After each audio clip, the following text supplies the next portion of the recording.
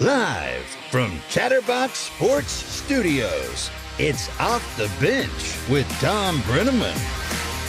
Well, good morning, good morning, good morning. Hope each and every one of you had a wonderful Easter weekend. We welcome you, as always, to Off the Bench, presented by United Dairy Farmers. I'm Thom Brennaman. We come your way Monday through Friday, 10 a to high noon Eastern Time. Check us out on YouTube/Chatterbox Sports page. You can also watch us on Facebook, streaming there live on the Chatterbox Sports page. And the podcast is more your cup of tea. Check it out. Listen in whenever you so choose. Just search Off the Bench with Thom Brennaman and you're dialed in. At the Masters, where Paul Fritzner was on Friday. Casey, Paulie, good morning, man. How are you, Tom? Very well. You guys all right? Yeah, we're doing good. Yeah, fantastic. Everything's good. Casey, everything good? Yeah. Good. Okay. Well, I mean, Casey, it's just tired. What's It's a that? Monday. I mean, no enthusiasm, no life, no Come on, juice. Casey. I mean, FC Come won. on. Paul's bringing his A game, and you're like, oh, I'm fine. FC Cincinnati won. What more could I you am ask very for this excited. weekend? I love. Are you eating gummies in the morning? I mean, anything going on there? You all right? I'm good. I'm fine. I'm ready for the day. I'm excited to talk a little bit about FC. I'm excited to talk. FC? Yeah. Who are you talking with that about?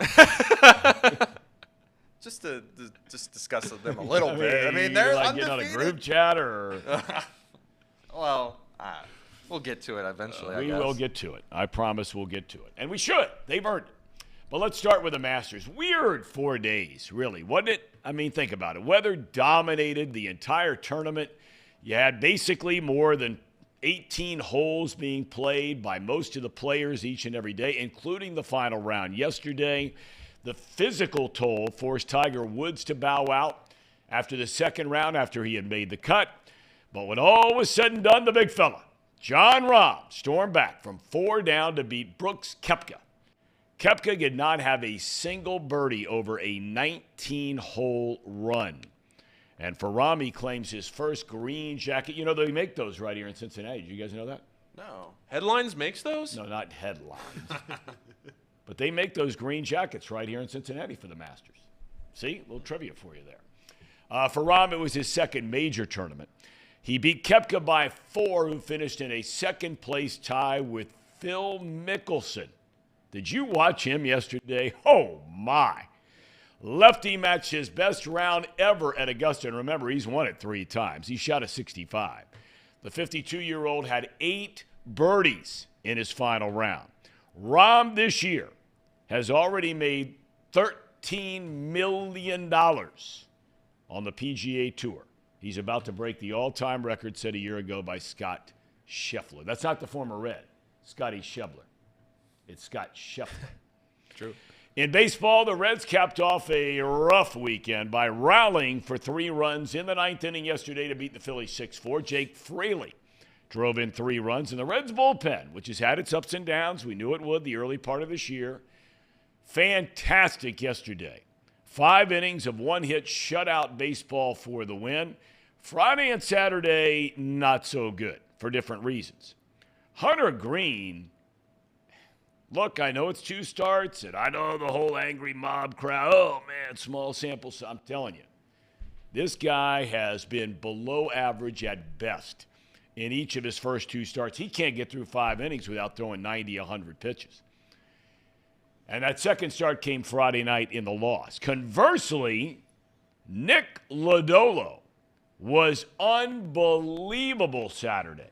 7 innings of shutout baseball. And then, unfortunately, Alexis Diaz blows a game in the 9th out of the bullpen. The Reds' road trip continues tonight with the first of 3 against the Atlanta Braves. Graham Ashcraft, who was great his first start, he'll get the ball for Cincinnati. Bryce Elder starts for Atlanta. We'll have Bob Nightingale Jr. coming up. He's with a team down in Atlanta from Cincinnati.com. That'll be at 11 o'clock today. The Braves started the year at 6-1. But now they've dropped 3 in a row against San Diego.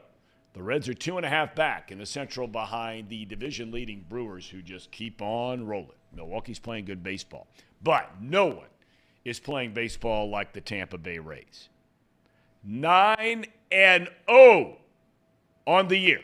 Goose egg in the loss column, like FC Cincinnati. Difference is, though, when you look at the standings in baseball, it gives you wins, losses, no draws. You look at the standings in the MLS, wins, draws, losses. But in the loss category, both with NU and none, the Rays have outscored their opponents so far this year 75-18. They whip Oakland over the weekend, scoring 31 runs, allowing only 5, and did not give up a single run in games on Saturday and Sunday. Unbelievable, this start for the Rays. All right, the NBA. The playoffs begin tomorrow night with play-in games, they call them. Now, what you need to know is simply this, okay? If you're not a big NBA guy, I'm not, but we're going to talk a lot about it during the playoffs. In fact, a lot about it today. But basically what you need to know, 6 teams from each conference are in already. They take a total of 8. So the number 7 team plays the number 8 team in a play-in game, one game. The winner of that game is the 7th overall seed, okay? The loser of that game plays the winner of the 9 versus 10 game to determine the final playoff spot in what would be the 8th seed in each conference. The Cleveland Cavaliers are the 4 seed in the East and will play the number 5 seed, New York Knicks, in round 1 beginning Saturday night, Cleveland, Ohio. That's where that one will be played, pal. Great city. Big league suburbs. It's got a stinky other franchise, but You mean the Cavaliers you were just talking about before the show, how good they are, how underrated they are. I like the Cavaliers, but they got a really stinky brother. Really the stinky. Guardians, they make the playoffs every year. Well, they stink this year, don't they? They don't stink this year. They're 6-4 last time I checked. Oh, well, Nobody shows up. There's another Nobody team shows up, up, north. that's for sure. There's another team up north that just stinks. I don't think the Reds and the Indians, on most days when they play at home, I don't think the two teams would combine for 25,000 fans in the stands. Combined. Most games. It's sad. That's sad. The most puzzling story, though, in the NBA, and we're going to hear from Mac Engel, who's been a legendary sports columnist. He was with us earlier in the year talking about TCU in the college football playoff. He joined us live from Phoenix before they beat Michigan. But he's all about all sports in Dallas-Fort Worth, okay? It's this plight of the Dallas Mavericks. Now, this team made the big deal for Kyrie Irving. They proceed to lose 25 of their next 32 games, okay? But they still had a chance to make the playoffs going into this final weekend. But tanked. Tanked, as in Shark tanked. There's a tie here. In the final 2 games to keep its lottery pick chances alive, which, by the way, their odds of getting the number 1 pick are a whopping 3%. This was handed down by the owner, Mark Cuban, who everybody says he's all about winning. All about winning, doing whatever it takes to win. Now, in fairness, some of the players were nicked up, but they tanked, period, end. And we're going to talk to Mac Engel about that a little bit later on. In football, the Baltimore Ravens made their boldest move of an otherwise quiet offseason, signing Odell Beckham Jr. to a 1-year, $15 million contract. It's 18 overall, $15 million guaranteed, right? Allen Lazard was the only other free agent wide receiver to get at least $11 million. That's what Lazard got, leaving the Packers to go to the Jets. But that was $11 million guaranteed on a 4-year deal. Beckham did not play a single snap all of last year after tearing his ACL in the Super Bowl against the Bengals the year before. And in soccer, here you go, Casey. Oh, boy. Tell me all about FC Cincinnati. They're the best team in the MLS. As it stands right now, they are. They're undefeated. Undefeated. Again, let's go by the standings. The soccer table. standings. The okay? table. Table. Pardon me, table. They are 5-2-0. Now, most of you might think even hockey gives you wins, losses, ties. They're 5-2-0. That's 5 wins, 2 draws, and no losses. They beat Philadelphia in a rematch of that Eastern Conference semifinal from last year, 1-0, another shutout. The 5th on the year by FC Cincinnati. Next up, St. Louis on the road Saturday. St. Louis, any good? St. Louis is they're a new franchise this year. It's a good soccer town. Great youth soccer town. New to the MLS. New to the MLS. New to the MLS. New to the MLS. And they started off hot.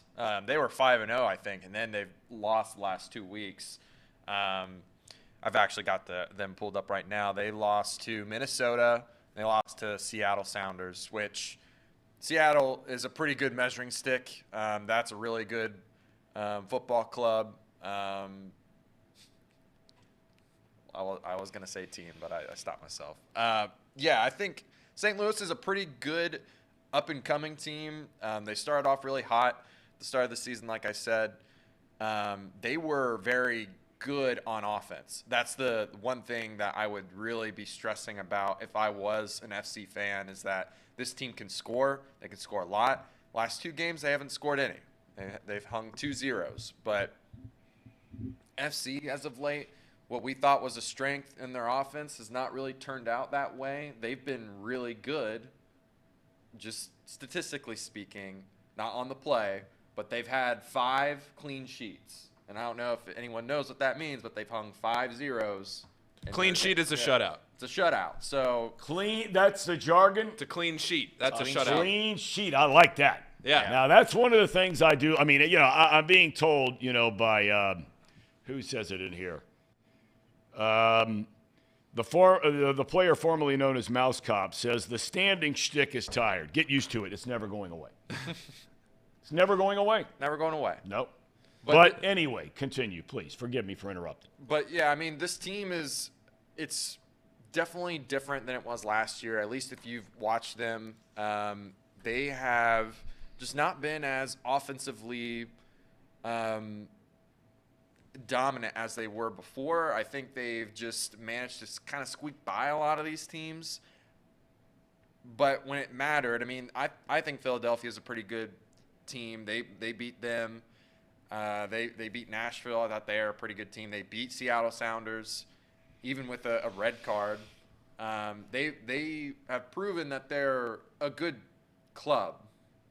I'm just not sure if they're gonna be tested this time, because this is a team that's very offensively present and prevalent in the league right now as any team. So their new found defense is going to be tested.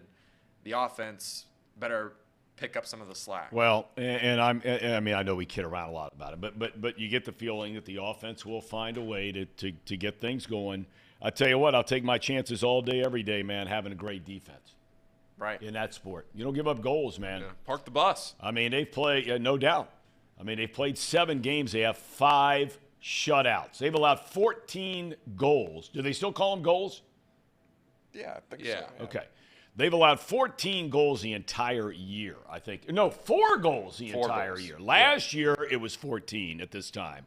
This year, it's 4 in 7 games. So there's a reason why FC Cincinnati is not lost. I mean, yeah, you got to score. You can't win if you don't score. But, man, that defense is unbelievable. Now, coming up on the show today, we have James Rapine in a matter of minutes. Our good buddy, Zim Hude, is saying the Bengals have already signed T. Higgins.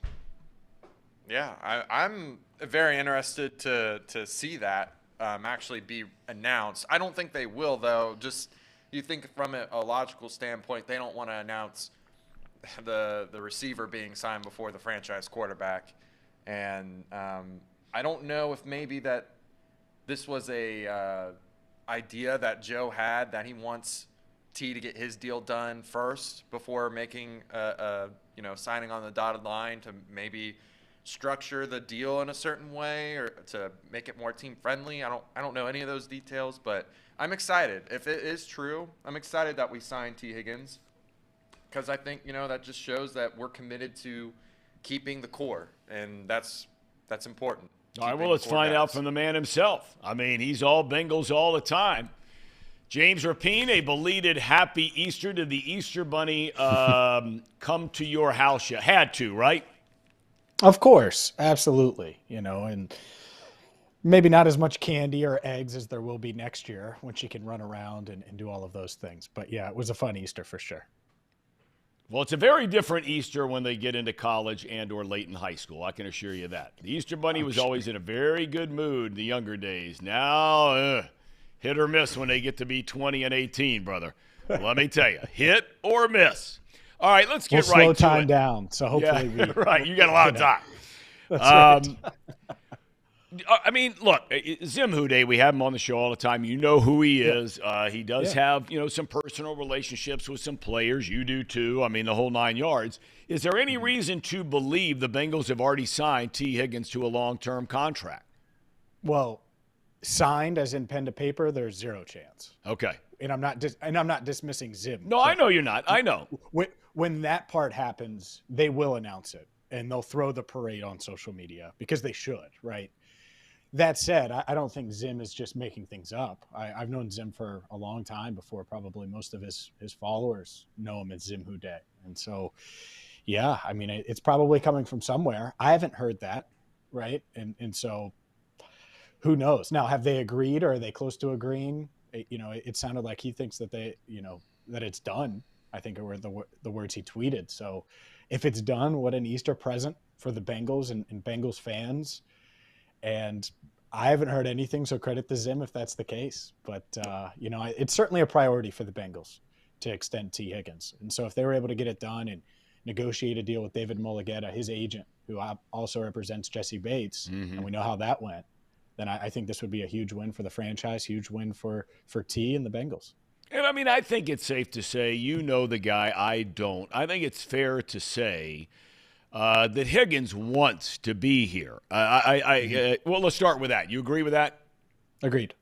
Okay. Well, I only bring that up because I think it speaks volumes to his unselfishness. And I think it speaks volumes really about the whole cast of characters they have down there from the quarterback to Chase to Higgins to the entire offense, and really Zach Taylor and everybody else that, and Brian Billick has been on this show saying many, many, many times, he was there when that Minnesota team had Randy Moss and Chris Carter and Jake Reed and Robert Smith. And you have to have guys who are on board with not feeling like they have to be the guy, because Higgins knows there will be games where he's the guy, but Chase will have games where he's the guy. But everybody seems to be okay with it.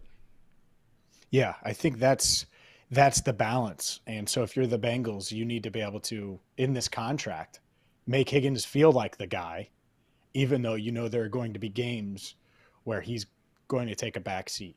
And who knows what happens in the draft. That might even go farther if they take a first-round tight end, right? Or if they take one of these explosive running backs where T. Higgins is still a huge part of what you're doing, but there are games where he's not catching 8 passes and getting 12 targets or 14 targets. And he's smart because all of these guys, they're like-minded in the sense that it's team first, and they came up in winning programs and cultures. And so they want to win, and they're not me, even though receivers in general, that's the stigma that comes with them. I don't think that these guys are. Of course they have an ego and they think they're the best, which is why the contract better treat him that way, right? Whatever the contract ends up being, he needs to feel like the man.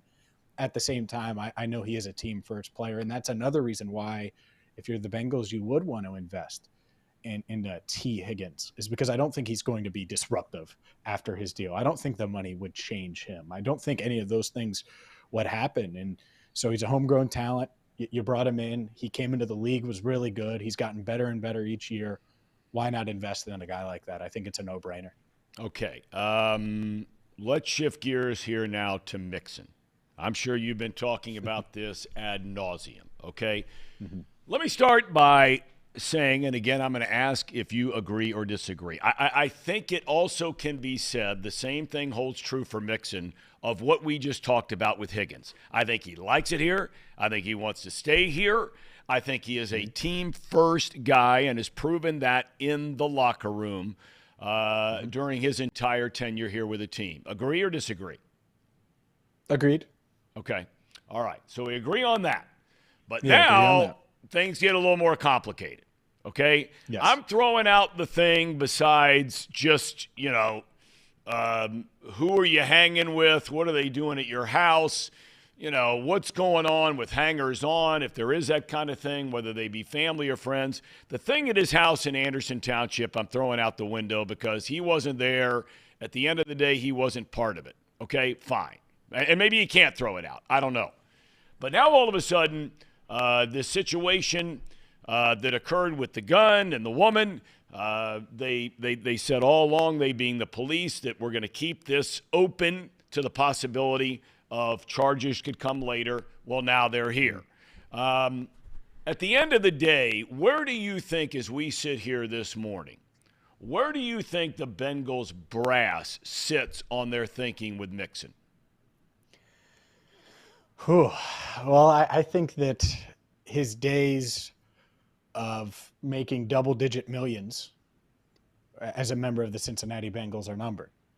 Now, it doesn't mean his days as a Bengal are numbered. I think there's a path where maybe they get the draft falls to them and they don't get one of these top running backs or their top targets. Day 1, day 2 guys, right? And you're talking 4th, 5th, 6th round now, and they only get one running back.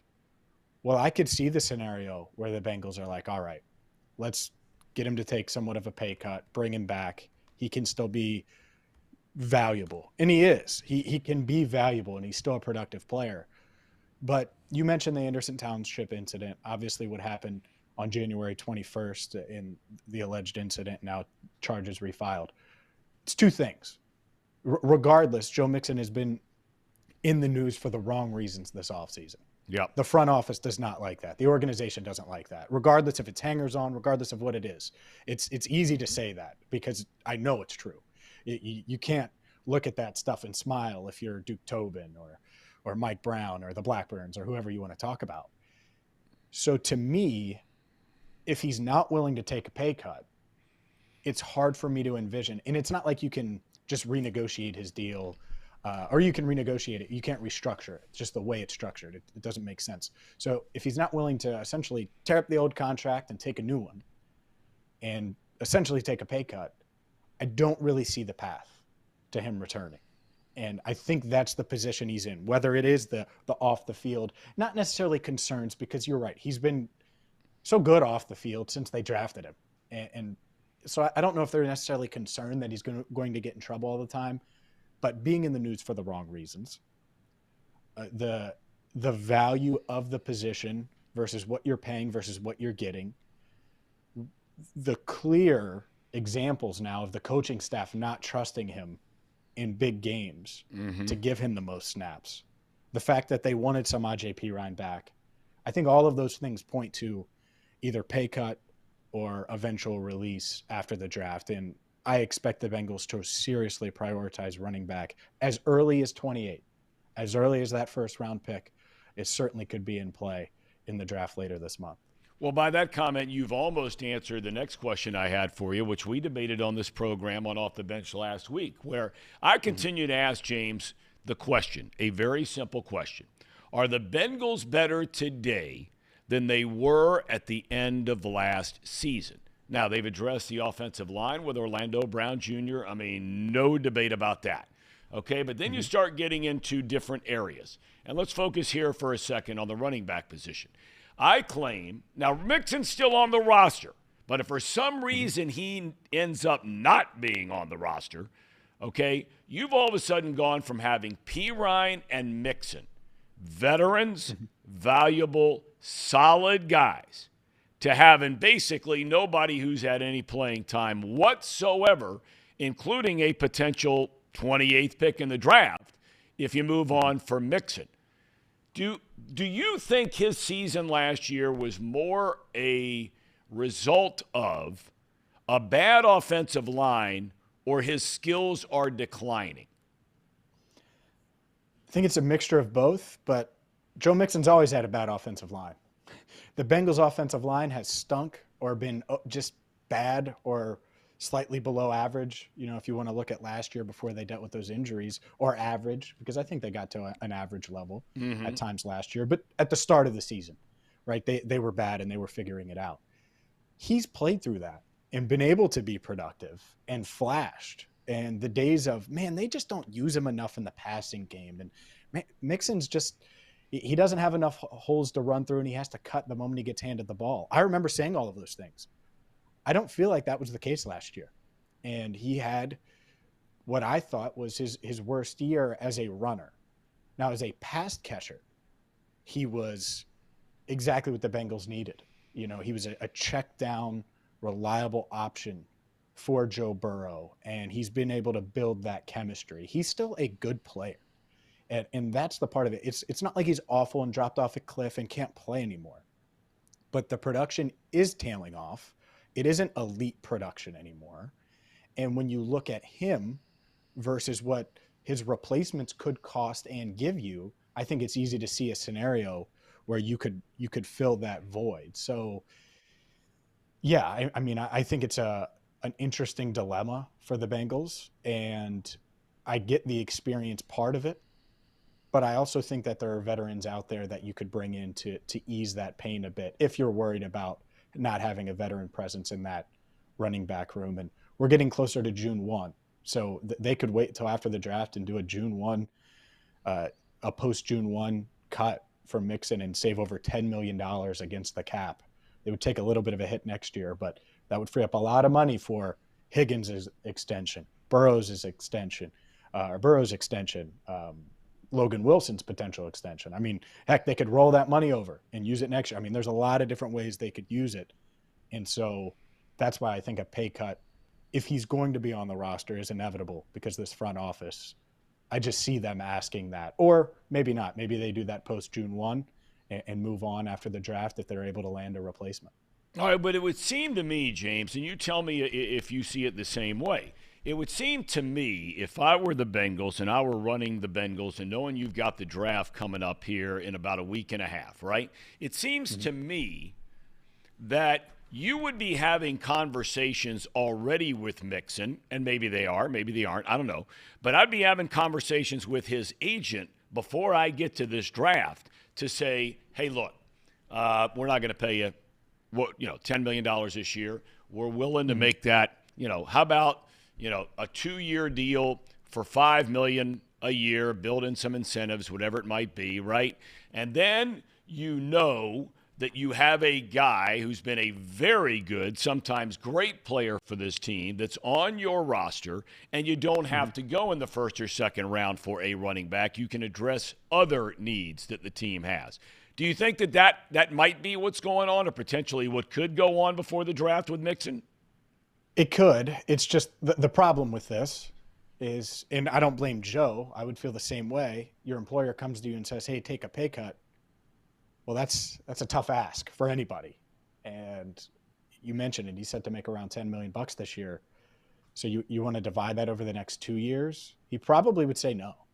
Okay. And so what's the middle ground here? Is it an incentive-based deal where it's $6 million and he can reach, if he hits his incentives, he can get to that $10 million mark and make up the money, the difference, and it just saves them on the cap end because they're hard to get incentives, essentially, or just kind of those incentives don't necessarily count against the cap. Anyway, without getting into the weeds there, I don't know. I think that they're going to wait until after the draft to do that. And the blueprint, and I kept bringing it up, and I've brought this up a lot this offseason, it's Andy Dalton. The whole world knew Joe Burrow was going to be the first pick, and the Bengals still waited and kept Andy Dalton on the roster, and then they released him and saved $17 million in cap or whatever it was. Mm-hmm. And I just think that's how they're viewing it here. But once you go down the road of pay cut, I don't think you can return. I don't think you can say, all right, Joe, take a pay cut. We're not paying you this. Oh, fine. We'll pay you this anyway. So I think they want that replacement in place. Maybe that's a veteran free agent as well. and a back. Maybe it's 2 backs in the draft. And it doesn't have to be a back at 28. I think this is a deep running back class. And even if Joe Mixon was on the roster, you would want to address it in this draft because there are a lot of guys that can do what Mixon didn't do last year. Explosive runs, break tackles at the second level, and really open up the offense a bit. So I think regardless, they'll draft at least one. Do they want to keep Mixon on the roster or not? I think they know whether or not they're going to ask him to take a pay cut or if they're going to move on. But I'm not sure we're going to have that answer until after the draft. All right, last 2 things I want to ask you about. Where do you think this whole Jonah Williams thing ends up? I mean, there are multiple scenarios here, right? He comes back to the team. He agrees to move to right tackle. He decides he's not going to move to right tackle. I guess theoretically he could sit out. Number 3 option, you trade him. What do you think? Whew. This is as draft dependent as more so than Mixon, honestly, because I can find there are still veterans out there where you could get and rely on them to be a decent running back this year. There aren't veterans like Jonah Williams that you could just go out and get to play left tackle in my eyes. I think he would be the best available left tackle. But does a team want to trade for a left tackle that's undersized, coming off of his worst year, and guaranteed $12.6 million? And that's the part of this. He's guaranteed that money. It's not just, the cap hit and he's making less, or you can renegotiate, or you could extend him. And based on his age, it would make sense if he was coming off of a career best year. But I just don't think he has a ton of value. So if he doesn't have a ton of value, the Bengals likely view him or value him more than the rest of the league because they view him as their starting right tackle today. I know they said there's going to be a competition. That sounds good. I think Jonah Williams would win that, assuming he's healthy. So they view him as their starting right tackle. After pick 28, if Darnell Wright happens to fall, I don't think he will. But the kid out of Tennessee, I think he's a plug-and-play right tackle. Yep. I think the value then changes. If I know a lot of people say DeJuan Jones, I'm not even sure he's in play at 28. But if he falls to 60 because he didn't test, and he has a similar profile to Orlando Brown Jr., by the way, who went in round 3, could you take him at 60 and feel comfortable starting him at right tackle? Maybe. So I think there are some options. Anton Harrison would be another one out of Oklahoma at 28. But if you don't get a tackle in the first round or 2, I think that's it. I think the Bengals will go with Jonah. They're not going to look at some of the veteran options in free agency and say, we trust them more because they're flawed. There's a reason they're still available. Jonah, does he have his flaws? Absolutely. But they know him. They knew they were paying him this money going into the season, and they've already allotted for that. And so I think he will start at right tackle if they don't take one early in the draft. I would say we have our answer by Friday, by end of round 2. Maybe you could go round 3. I just don't think that there's a starting level plug-and-play type offensive tackle that they would be that comfortable with in round 3. So I think after the first 2 rounds, we're going to know how they feel about Jonah Williams. End of day, last question. If you were a betting man, and I know it's subject to change based on just some of these topics we've talked about, end of the day, the Bengals with 28 draft a, not a person, but they draft a what position, in your opinion? Ooh, yeah, it's interesting because I think everything's pretty much still available, and it has to be at 28, within reason. Tight end, offensive line, defensive line, corner. Running back if Bijan's there. I think Jahmyr Gibbs, by the way, is a sneaky sleeper, maybe a trade down candidate. Maybe they love him enough for 28. It's interesting. I think I've hit on all of the positions. Does Kalijah Kancey fall to 28? Or does the NFL fall in love with him and he move up? I think he would be the pick if he was there at 28, the defensive tackle from Pittsburgh. Yep. Some of these cornerbacks could certainly be it. If I had to guess, I would still lean defense just in general because I think that's more likely to fall. I think Dalton Kincaid could be the pick, by the way. Everyone's talking about Mike O'Mara, who's certainly in the running too. I think Dalton Kincaid could be the pick. But will they make it there? Will Kincaid make it to 28? Will Mike O'Mara make it to 28? I don't think Darnell Washington is in the mix at 28. Maybe he is. Doesn't feel like it for me. So I would lean defense just based on how the board falls, but offense is certainly in play depending on who is available and who gets taken in the first 27 picks. All right, James Rapine, you can check him out, Locked On Bengals, his daily podcast, along with all of his articles. Great stuff at Sports Illustrated. James, thank you for your time today, my friend. We much appreciate it. Of course. Appreciate you. All right, James Rapine. Good stuff there. Good conversation there. We'll follow that up right after this timeout. Ham and Eggers, here we go. Big Monday. It's that time of the show, the Ham and Eggers. These guys are great. Trust me, I would know. I introduce all the best segments. Talked a lot about the Bengals right there, and that Bengals report is brought to you by Encore Technologies. Encore Technologies provides IT solutions for a data-centered world with a suite of services from mobile computing to desktop to data center, supporting both centralized and work-from-home computing models to improve efficiency and productivity. I got him. Ladies and gentlemen, I got him. Visit Encore.tech. The path to innovation begins here. There is also a new premium alkaline water out, and it is Pawnee. Tastes fantastic. Made in Hamilton, Ohio, right here. Pawnee. It uses natural limestone filtration, unlike the artificial processing that many other brands use. The result is a healthy alkaline water that is also the best tasting water in the world. Visit their website at pawneewater.com. That's PAHHNI water.com. I was trying to stall to give you more time. Good for you. To see where you can buy this great tasting water. Again, that is PAHHNI water.com for Pawnee Water, wherever you want to buy it. Drink Pawnee Water, get your coffee from UDF, bet with Betfred, and get your technology solutions from Encore.tech. And for everyone that's here, like, subscribe, share the video. Not the video, the stream. Yep. We're going to be hitting on a couple of other different topics like the NBA, playoff, playing games. We're going to talk a little bit more probably about just the MLB in general, Reds coming up. And one thing that we didn't really get to discuss a whole lot, and I thought it was just crazy, is this Ravens signing Odell Beckham Jr. for what they signed him for. $15 million guaranteed. That is ridiculous. Especially I'm coming shocked. off an injury like that, and you don't really know what you're going to get. He's getting a little older. It's the same knee. It's the same ACL that they just surgically repaired. So it's been through 2 surgeries. They way overpaid him, Jordan. I agree with you. And it's $15 million guaranteed, and then there's an extra $3 million on top of that. I don't know what the incentives are, so he's got $18 million potentially.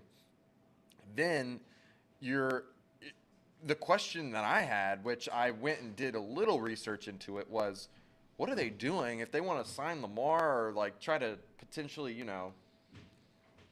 match the offers? What are they going to do? That's a lot of money, and it's all about the contract again. They probably have a lot of void years. You can have 4 void years in your contract. So you have your 1 year that you're playing and then an extra 4 on top of that they're going to probably pay Odell Beckham over time.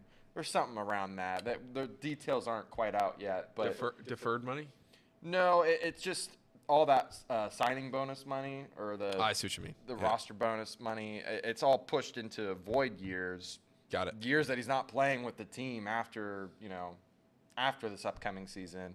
It was just crazy. I was just very shocked that they would even sign something like that, having a guy on your books that he might not even be playing for another, you only signed him to play for 1 year, and you have a bunch of void years for 4 years. He might not even be on the roster for another 4 years after this year. So it's just very crazy. I see a lot of people talking about just what the Bengals should do at 28. Should you pick a running back there? Should you pick a tight end there? All of that is very interesting dialogue to have. We've had it many times on the show. But just to kind of recap, Tom, I know you asked James this, but I want you to say it for the viewers that might not know, that just came to watch James here. What do you feel like the Bengals should do at 28? Because you have kind of alluded that you think that the Bengals should maybe consider taking a running back at 28, right? No. I'm not saying that at all. I'm saying that, I mean, like a lot of people out there are Bengals fans, probably you too, Casey and Paul. I mean, look, you kind of bounce around a lot, right? I mean, one day you kind of feel like, okay, I think Jonah Williams, if he's all in, and I got to know if he's all in. And I mean, I don't know if you can really get a read on it at the end of the day. I got to find out if the guy's all in on playing right tackle. Now, he's always seemed like a team-first guy, seems like a decent guy, decent kid, good kid. But, I mean, he clearly, it wasn't 5 minutes after the Bengals made that deal for Orlando Brown Jr. His agent sent it out. He wants out of here, right? Right. Now, to me, that's not good PR strategy, okay? It's not good. It doesn't look good. It didn't look good. It still doesn't look good. But maybe he's had a month since then to kind of sit back and say, hey, now, I want to be paid like a left tackle, but the bottom line is if I want a chance to win a Super Bowl this year, which they have a legitimate chance to do, I'm okay with going to right tackle. Where I struggle on the right tackle thing, and we've talked about this before, I just asked myself the question, the Bengals people, Pollock, Taylor, Duke Tobin, they all know these guys inside and out. I just asked myself the question, whether you're talking about DeJuan Jones or the kid from Oklahoma or the kid from Tennessee, whatever it might be. I just asked myself the question, if it's not going to be Jonah Williams, is whoever they pick going to be better potentially than Jackson Carman as a right tackle? Now, Carman's not played right tackle. They had to move him over to left tackle after Williams got hurt. Okay, but I think we all agree he played pretty well, a lot better than he did at guard. I agree with that. Now he's giving you some red flags in the past to make you wonder about him. Showed up as a rookie, he was heavy, gets a chance to play, doesn't play well, loses his job to a rookie at left guard going into camp this past year, but he does get the chance late, makes the most of it, plays very well. I mean, is DeJuan Jones, and I don't know the answer, is he better than Carman today, day one, for a team that plans on getting and winning the Super Bowl? Yeah. Are you starting a rookie right tackle there from day one if Williams isn't there? I don't know. And then I look at the defense, and I continue to ask the question, are they better today than they were a year ago? Yeah, I feel like maybe they are comfortable on defense. You would sure hope they feel comfortable on defense, just, with all the moves that they made to try to fill in the holes that they lost from, the draft last year with, I'm drawing a blank on the kid's name that we drafted, and then getting Nick Scott at safety to kind of replace him. And, we re-signed Pratt, so we didn't lose that starting linebacker there. I don't know, Tom. I don't think that the Bengals are worse. I think they're either right where they were last year or maybe a little better. But, yeah, that pick at 28, it's very crazy because I feel like in years past we had a pretty good idea of where they were going to go, especially early on. Like, we knew Joe Burrow was probably the thing that they were going to do. We probably knew that it was either between Penei Sewell or Jamar Chase. And towards the end, we all kind of knew that they were leaning towards Jamar Chase.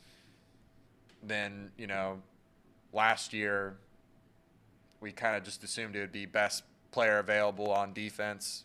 And now this year, it's just kind of all over the place. We're thinking tight end, running back, tackle, best defensive player.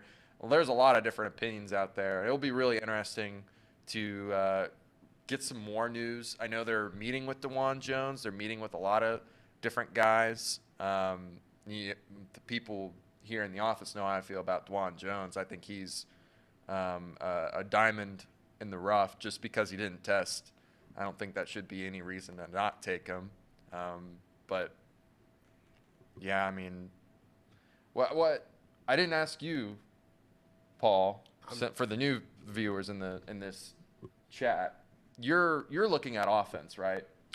I will forever stand on the hill. I will die on the hill that I would rather have the most elite offense than the most elite defense. I just will always die on that hill.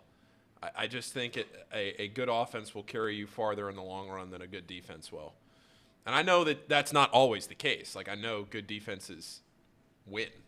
I get that. I'm not denying that. But I would much rather have an over-the-top elite plethora of options on offense than the other way around. Because I think if you have a serviceable enough defense and an elite offense, you're just going to get the job done there. Yeah. And really it boils down more to what is the Bengals philosophy, right? Like, we want to have that as a strength and not be like too spread out in what the Bengals are, what their identity is. And we've said on the show before, Tom, and I think you would agree with me, that they've really have been a defensive team striving to be this offensive powerhouse when that's just not who they are. But I think in the draft, my opinion is that they should get DeJuan Jones. I think most people would say that that's a reach, but man, I just look at the tape. I see what he does pass blocking, and that's what we do more than 75% of the games is pass. And when the guy just is elite and dominant at doing that, man, it's really hard to pass up on. I in the chat, oftentimes it's brought up about the running back thing, and people keep saying, well, look at the Chiefs and look at the Eagles last year. Running back by committee. Has anybody stopped to look at the Eagles' rushing stats from last year? It's a lot of Miles Sanders. Has anybody taken a look at those stats? Now, they're different than the Bengals because they have Jalen Hurts, who is a big-time running quarterback. He ran for almost 800 yards last year. But Miles Sanders ran for almost 1,300 yards last year. He averaged 5 yards a carry. Yeah. 5. So don't, for the people that are out there saying, oh, look at the Eagles running back by, I mean, come on. They had one guy rush for 1,300. They have a quarterback who rushes for 800, and they have two other guys who combined rush for 500 plus. That team last year ran for 2,500 yards. They averaged almost 5 yards per carry as a team. So don't tell me about the Eagles being a running back by committee team. You would have taken just the numbers alone of Miles Sanders. He rushed for almost 400 more yards than Mixon did. He rushed for more yards. Well, no, not more than Perine, because Perine got a little bit of playing time, and Mixon combined. So, you want to say the Chiefs, I'll buy that argument. It's a legitimate point. Pacheco, 7th-round pick, I think he was, came on strong at the end, freak athlete. But look, I'm not going to devalue the running back position the way a lot of other people are. I think you have to have somebody who can get the job done back there for you and can hit some home runs for you on occasion. You know what I mean? Yeah. They haven't had a home run guy in a while. Yeah, they've got a lot of thumpers. They got some thumpers. But I think, you could probably find that running back in the 2nd round, 3rd round. If I just have a hard time understanding when I ask James the question. I mean, it just seems to me, and the Bengals, like he said, they know, right? They know. It just seems to me that if you're thinking about bringing Mixon back, look, you've got a couple of different parts to this whole Mixon thing. You've got the legal question. Now, I gotta believe that somehow, some way, through back channels, whatever it might be, the Bengals are going to have a very good read from somebody with a Cincinnati, either the prosecutor's office or the Hamilton County prosecutor's office or the Cincinnati police or the sheriff's office, whatever it might be, on where they think this Mixon thing's really going to end up. I mean, was there a third party that all of a sudden, heard what happened really saw what happened, knew what happened that prompted him pulling the gun out, allegedly threatening this woman in a road rage kind of thing, it sounds like. So you got the legal part, okay? If the guy, they throw the book at him, it's a misdemeanor, but it could be some time in jail. He's not going to go to jail. The guy has no record. He did punch a woman in Oklahoma, but there's no record on it. He's not going to jail. But you got the legal part, you've got the football part, okay? Where you think he is, where you think he is skill-wise, has he declined? Is a better offensive line going to help him? Can he help us win? Do we want him around? Good team guy, locker room guy. It just seems to me that if they've gotten some direction on legally where they think this is going, and let's just assume for a second that, nothing bad at the end of the day is going to happen to the guy, okay? That you would be having the conversation. I didn't agree with James at all on the Andy Dalton analogy to Mixon. I think they're very different things here. They knew they were going to draft Mixon, and they knew they weren't going to have Andy Dalton. That was just a procedural thing so they could free up the $17 million, right? Right. Mixon's a different deal because you don't know who's going to replace him. They knew who was going to replace Dalton. And they knew that was a direction of the franchise, and he was going to become a face of the franchise if he turned out to be the kind of player that he's turned out to be, he being Burrow. I mean, it just seems to me that I'd be having a conversation with Mixon's people right now to gauge what his interest is at staying here for a lesser dollar amount. Because even if Mixon were to agree, let's just say he agreed to take $6 million instead of $10 million. He's not getting $6 million from somebody else. At least not at the June 1st deadline. Definitely not. So, and I thought I had read recently where there was some little caveat or nugget in there in the CBA where you get two situations where you can actually release a player early and still get that value amount of the $10 million. Am I wrong on that? I've not heard of that. I thought I read that somewhere. I mean, that would be very.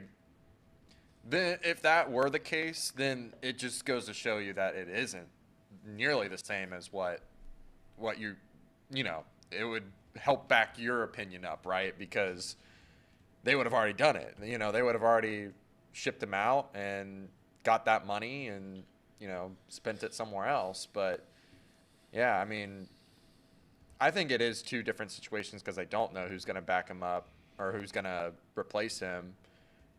I'm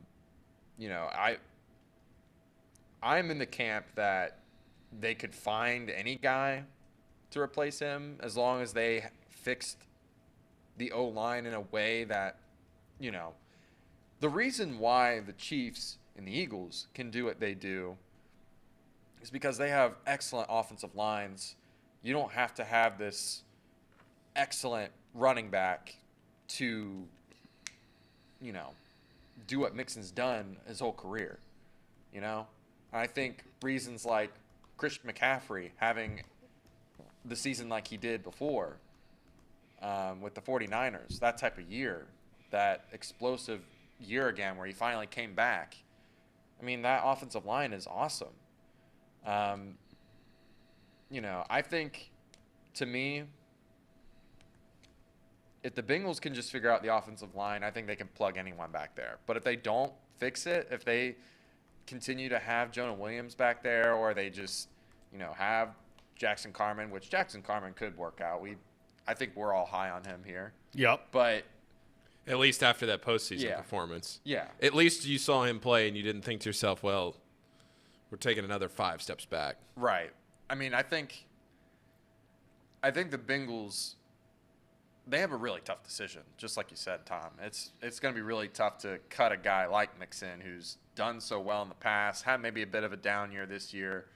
But I don't know if people in the chat really understand, but it's really hard to gauge when a player is going to start really, not performing the way that they used to. And especially at running back, it just seems like they fall right off a cliff, man. They just never, whether it's injury or they get too old or the team changes, running back position, it just seems like they hit a wall really hard every time. And it's so hard to predict when that happens. Some guys like, Derrick Henry just seemed to last really long time.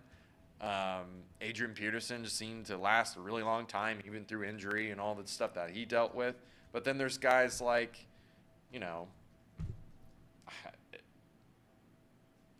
that just hit a wall, and they're not, Mixon is not those guys either, is what I'm saying. He's not a Derrick Henry. He's not No, he's not. He's not an Adrian Peterson. He's not these guys that just seem to Elliott is a great example of a guy that just seemed like he did really well for 4 years and then boom, hits a wall and he's just not the same. So it's just, yeah, I mean, it's going to be tough. I won't lie. I think the way that you go about doing it, though, is following the formula that's already been laid out there. The Chiefs have one of the best offensive lines in football. The Eagles, one of the best offensive lines in football. 49ers, one of the best offensive lines in football. I can keep going. All those teams that we were talking about before, even the Vikings, they had a pretty damn good offensive line this year. The only teams that didn't really manage to be able to run the ball effectively and still have a really good team was the Bills and, quite frankly, the Bengals. And that's because they have an insane passing attack. So, I don't know. It's going to be tough for the Bengals to figure out what to do with Joe Mixon. Well, I just keep getting back to, and I've said it over and over, and to quote a wise man, it's starting to get tired. But I just keep saying over and over and over again, you're now plays away. You're not players away. Now you need players to make plays. But you're right there. Final Four the last 2 years.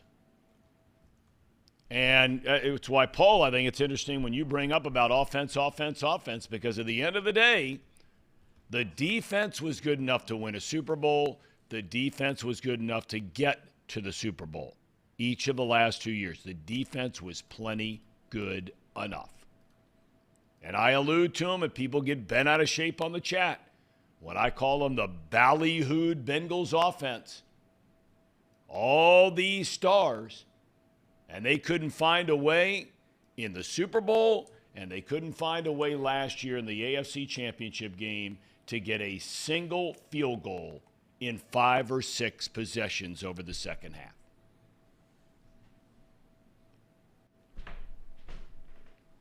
And all they're doing is signing offensive guys.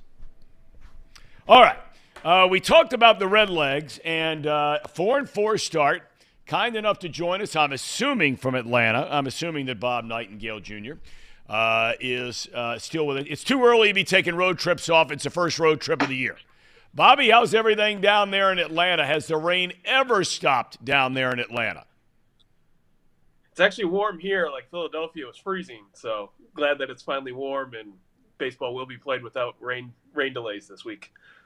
Walk me through, I know the small sample size, I get it. But I think most people going in on paper, they're saying the Reds are a disaster and they're never going to win 60 games and blah, blah, blah. You've heard it all before. They're 4-4. What's sort of been your observations about the team through the first 8 games this year? I think probably the most important thing is the 3 young starters. They got Lodolo, Green, and Ashcraft. Green hasn't had the results from his first 2 starts, but I think all 3 are a lot better than they were for most of last season, especially Lodolo. He's been as dominant as any pitcher in baseball so far. So I think that's probably the one thing, like, they had to have something, that part go right in their rebuild. I mean, if you want to look for the Reds in the future to be a true playoff contender, those 3 have to be a part of it. They have to be healthy. They have to be pitching well.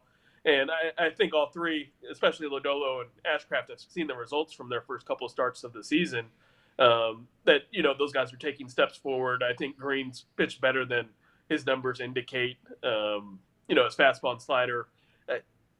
is still an elite pairing. So I'm pretty bullish on those three going forward. And then hitting wise, I mean, they found ways to scrape across runs. They don't have the bangers in the lineup that they probably did in the past couple of years. There's no Jesse Winker, no Eugenio Suarez, but they're still finding ways to grind out runs, which is something they really kind of had trouble doing probably since the last 3-4 seasons. So, that's been a positive for them. Bobby, you talk about the offense for a minute. The first, what would it have been? The first 5 games of the year. And again, I understand it's only 5 games, but I mean, they were getting big time production. The bats really quieted down over the weekend in Philadelphia. When you talk to some of these guys, and whether it's, Friedel, who's all of a sudden, becoming kind of a spark plug of the team, much has been made about Stevenson and India coming back and having a bounce back year and that kind of thing. Do some of these guys, not as much India and Stevenson, but for some of the others, Steer, Friedel, some of these guys, do they feel like, that this is their sort of year to get their career on track? Does that make sense? You know where I'm going with this? Yeah, and I think you're right. Jonathan India actually mentioned it kind of right before the season started, saying, hey, Joey Votto and Will Myers are the only guys who really have been paid on this team. It's a lot of guys who, this is your chance to build a career for yourself. You're going to get playing time. Take TJ Friedel, for example. He was up and down in the minor leagues.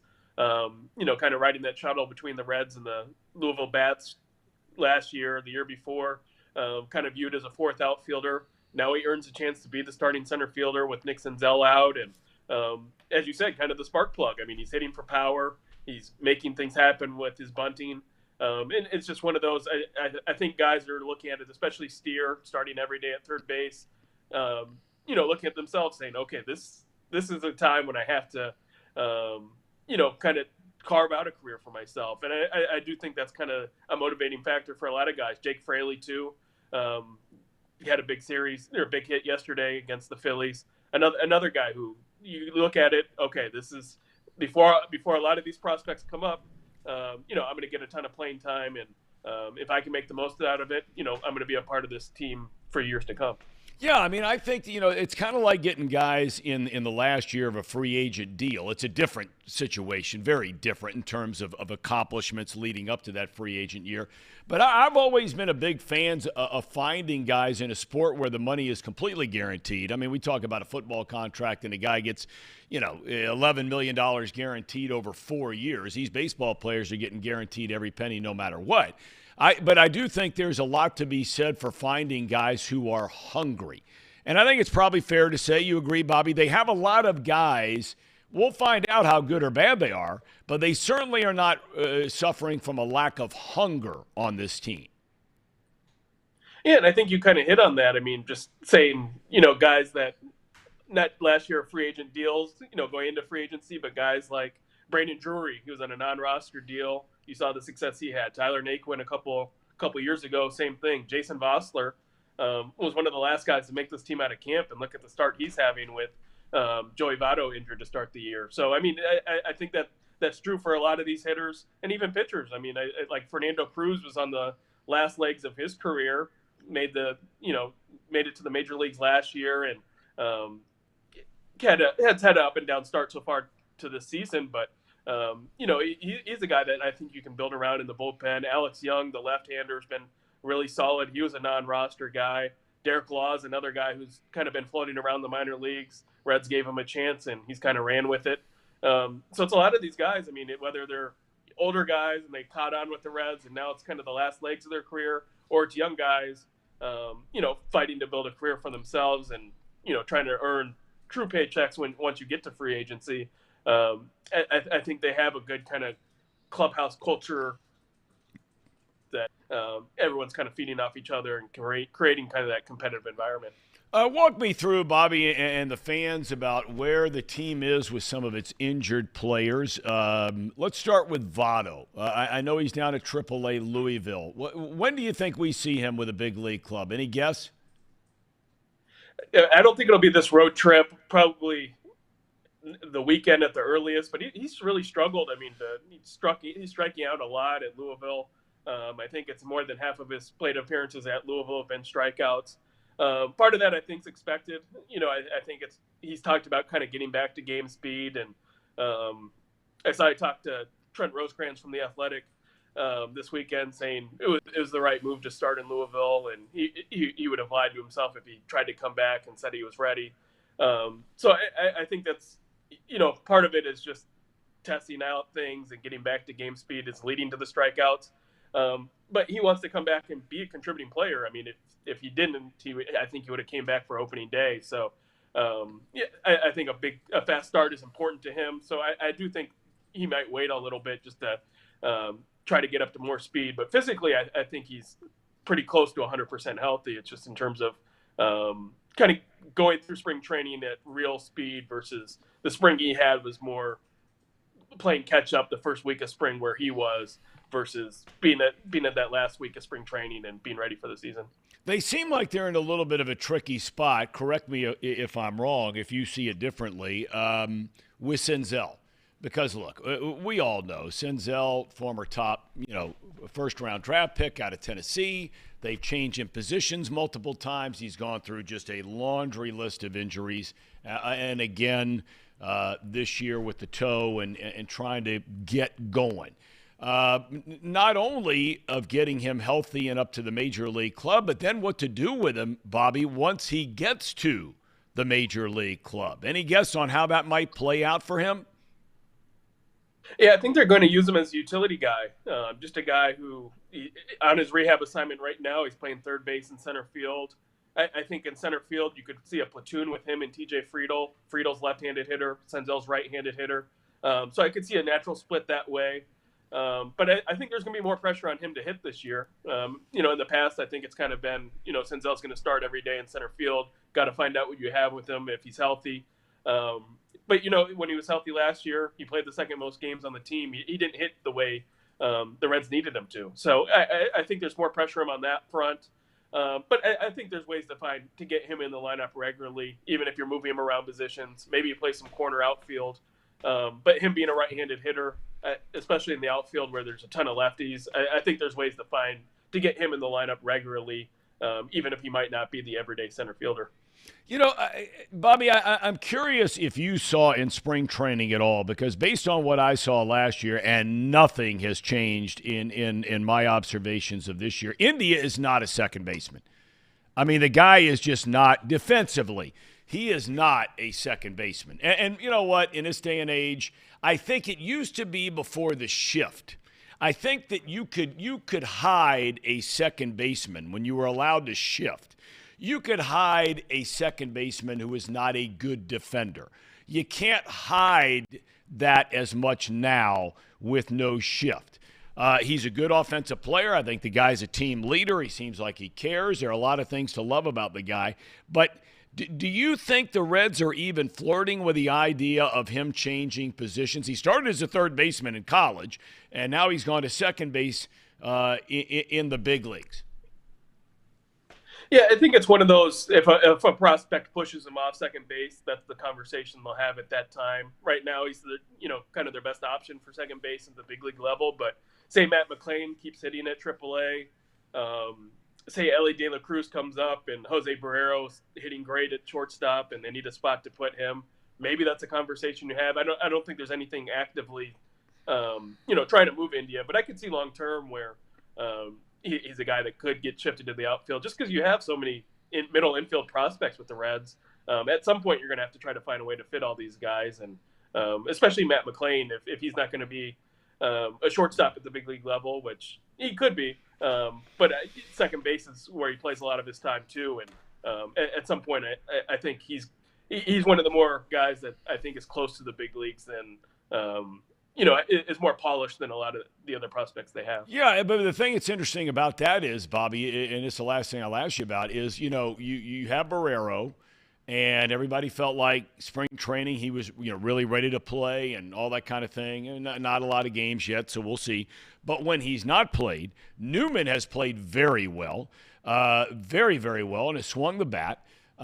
So do you sort of, in the pecking order, if you decide Barrero's not the guy, are you then going to just leapfrog, say, Newman, and go ahead and bump up McLean and just run him out there at shortstop regularly? I think eventually it's going to be prospects. I mean, I don't think Kevin Newman's your long-term answer at shortstop, but I think he's a great stopgap until the prospects kind of force your hand. It's one of those, if McLean's hitting 300 in June and he forces his way up, that's a great thing. That's a great problem to have where you have too many shortstops and you have to kind of find ways to fit everyone. If he's not hitting, I think Kevin Newman, he's played solid defense. Was a Gold Glove finalist a couple years ago at shortstop, so a great guy to have there, and he hits really well against left-handed pitching. But I think it's one of those. I think the Reds are just going to take the wait and see, wait till the Ellie De La Cruz, wait till the Matt McLeans are playing well enough to force your hand. All righty, Bobby, we thank you for taking the time. 3 games in Atlanta, then you're right back at it. Heck, you don't have another off day. Maybe you do, but the team does not have another off day now until the 27th. Of this month, with 3 in Atlanta starting tonight, Philly coming back into town, Tampa Bay coming into town. Maybe they'll be like 15-0 by the time they get here. They don't lose, and they win every game by 4 or 5 runs, so we'll see. Yeah, they're amazing. Bobby, thanks for your time, my friend. Hope you had a happy Easter, and we'll catch up sometime soon, I hope. Thank you. Yeah, my pleasure. Thanks for having me. All righty, Bob Nightingale Jr. on the Reds beat. 3 in hot Atlanta, boys. Paul, you were down there. I was. Now, before we get to Mac Engel, who's coming up at 11:30 to talk about this whole Mavericks tanking thing.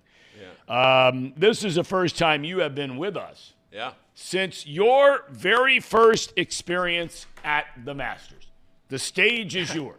Yeah, it was fantastic. It was great. It ended up being I actually knew Adam Baum was on the trip, the former Xavier beat writer. It was a Xavier guy that had asked me to go down there, and he had a spare ticket, and I guess he had been taking somebody. They bailed. We kind of didn't really get into all of that, but Adam ended up being one of the other guys. He had 2 spare tickets. Adam got the other ticket. So it was great, being down there with him because he and I are such good friends, and it was a great trip. The weather worked out fantastic because all week we were looking at it. It was going to rain. It was going to rain. Thunderstorms.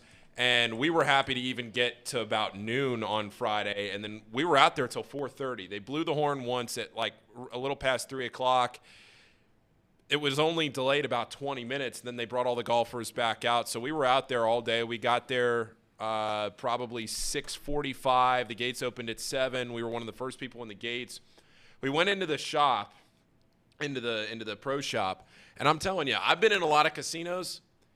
I've never had an experience. When you talk about a Vegas casino and you walk in and you say that you lose all concept of time and money, I've never experienced that more than when I went into this gift shop because you were elbow to elbow with people in a massive, massive room. And this isn't like a pop-up. It's like a huge tent thing, right? No. This is a building for the shop. Building. This is a shop, a building that is for the pro shop, and that's what it is. It's not like a pop-up tent or something. This is a pro shop building. And as you might expect, they have it down to a science. They have lines and people and volunteers and everybody everywhere. It is down to a science. But you are walking around this massive, massive space, and you're just bumping elbows with people. You can barely walk, and you don't know what time it is because you're not allowed to have your phone, and I didn't have a watch on. And you don't know really. Yeah, let me interrupt you there real quick because I was curious. My son and I were talking about this yesterday, and then I'll let you please continue in a second.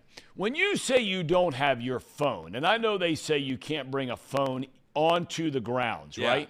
So you just leave it in the car. They don't take it from you if you accidentally walk up there. They just tell you, hey, take it back to your car. No, if you get caught with a phone, you get kicked out and your badge is removed. Okay, but I'm saying, though, they just say you don't even bring it in. No, so we all left it in the car. Okay, all right, we so all go left ahead. It in the You're car. in a team and shop. If you do bring it up, because you can walk up to the gate and like take pictures of the gate and stuff, and then you can check your phone right at the door. Okay, that's what I was wondering. Okay. If it wasn't going to rain, if you knew that the weather all day was going to be great, then you probably could do that. But we knew that whenever we got kicked out, it was probably going to be because of, or not kicked out, but like whenever we left, it was probably going to be with 50,000 other people. So we didn't want to be waiting for a long line of checked phones in the pouring rain.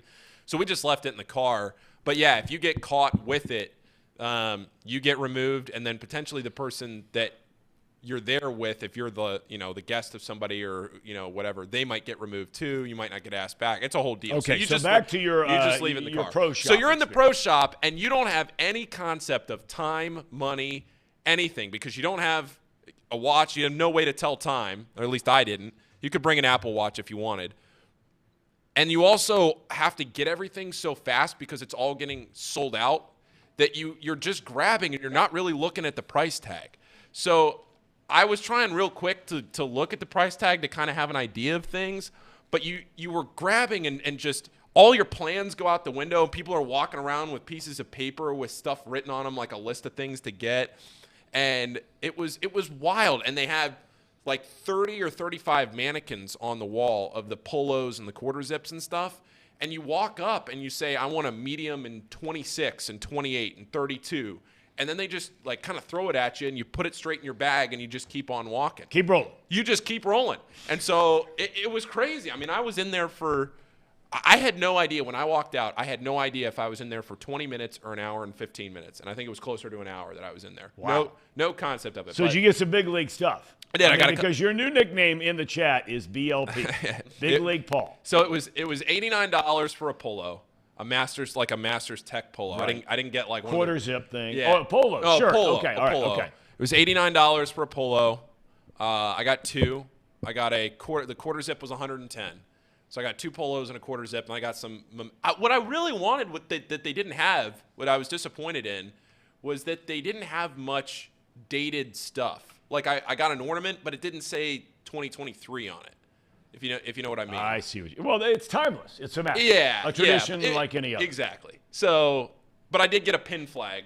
Nice. That had Masters 2023. So what was the experience like out on the course? Yeah. So I think I had a couple of takeaways. One, the TV brain in my head kept thinking of how crazy the production of it was. Just seeing all of the cameras and everything and the wiring and the microphones and the guys walking around and the tripods and everything. It was crazy. I was just sitting there thinking as somebody that works on that side of it, it's crazy looking around and seeing what it takes to put that production on.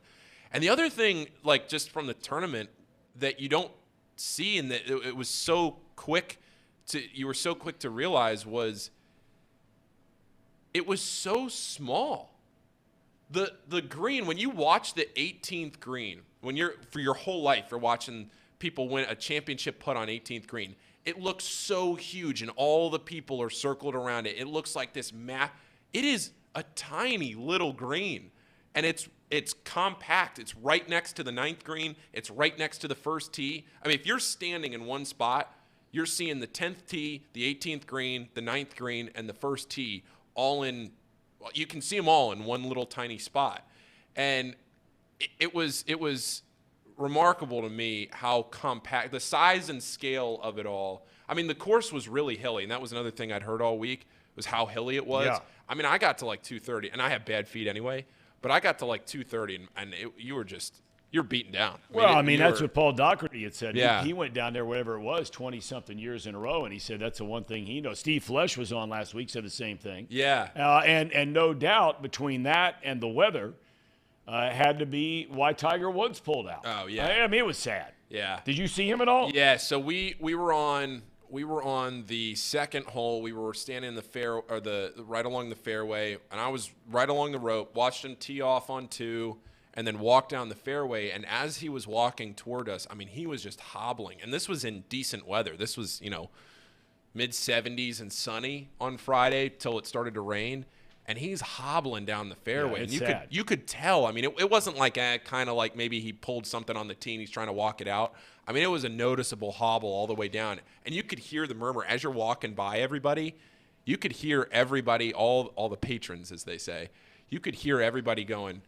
I mean, there were people all over the course. As wild as it sounds, there were people all over going, man, I hope he doesn't make the cut for his sake. Because it was so hard for him to even just walk around. And then to see him on Friday or on Saturday in the cold and he could barely walk and everything. I mean, no, we weren't not surprised that he withdrew.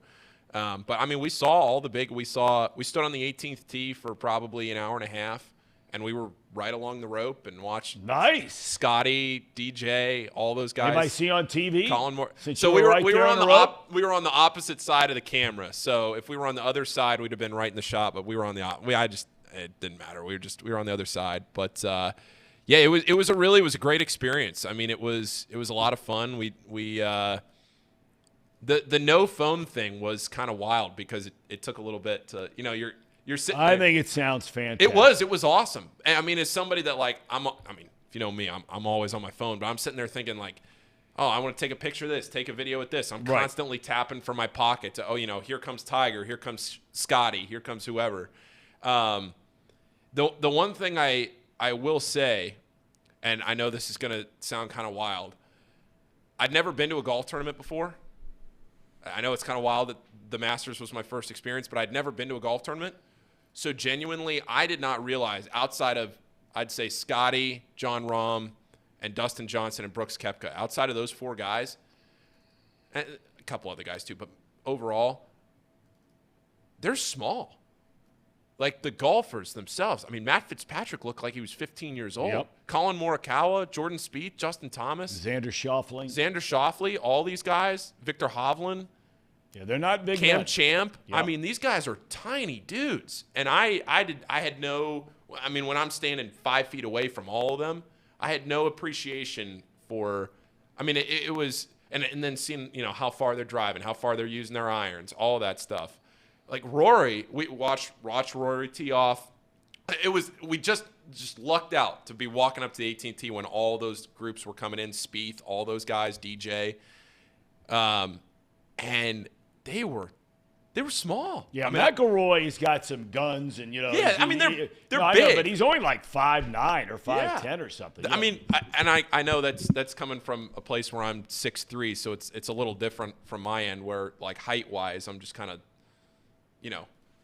taller than these guys, not width wise, but height wise. But yeah, I think I think that was just my biggest takeaway, was realizing just the size and scale of the whole thing. And we walked pretty much the whole course. No regrets, as I would say. Amen. We got everything in. The one thing I would do if I go back is I would follow a group. We got to a point where we didn't know when the rain was going to come, and we didn't have our phones to check the weather. So we were just running around can't run. We were walking around all over the place, just to see all the holes and just see the course and get in as much as we could, because we were like, if we get rained out at 12:30, it's gonna be over. So I would have liked to have kind of followed a group a little longer, and but other than that, I mean, that's a very minor thing. It was just kind of, we lucked into some of the groups that were coming in, but yeah, I mean, we sat for probably an hour and a half. We sat on Amen Corner on the grandstand and watched the guys approach into 11, tee off on the par 3 12th, and then tee off back on 13. So it's Thomas, everyone's short to Paul. Did you see the? So I did not see the tree fall. We were on the course, but again, you don't have your phone, so you have no idea. Right. We were behind the 18th. Actually, I think we were getting the picture that got tweeted out of the three of us. You could walk back behind the par 3 course, and the Masters had set up a complimentary photo. It wasn't like a photo booth, but you could look down Magnolia Lane, and they gave you a complimentary picture of you in front of the clubhouse right there in front of it. And I think that's when the tree fell, was right when we were out there, because we got back to the car and checked our phones and saw everything, and hadn't heard anything, didn't see it.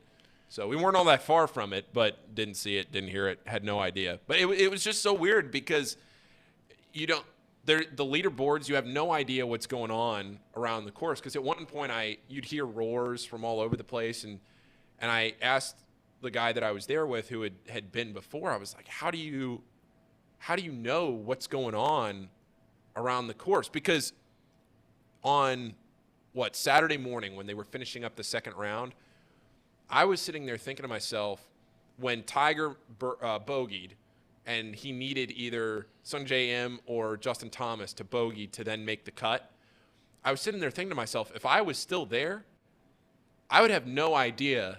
you would have no clue that that bogey from Justin Thomas was what got Tiger to make the cut. You know, when Justin shanks that drive, Sure. you would have no idea that that was there as a very impactful moment for Tiger to make the cut. Well, that's where they're going to have to find some balance there between, you know, the technology world we live in and, you know, I don't know if it's a matter of doing something more out on the course. I don't know.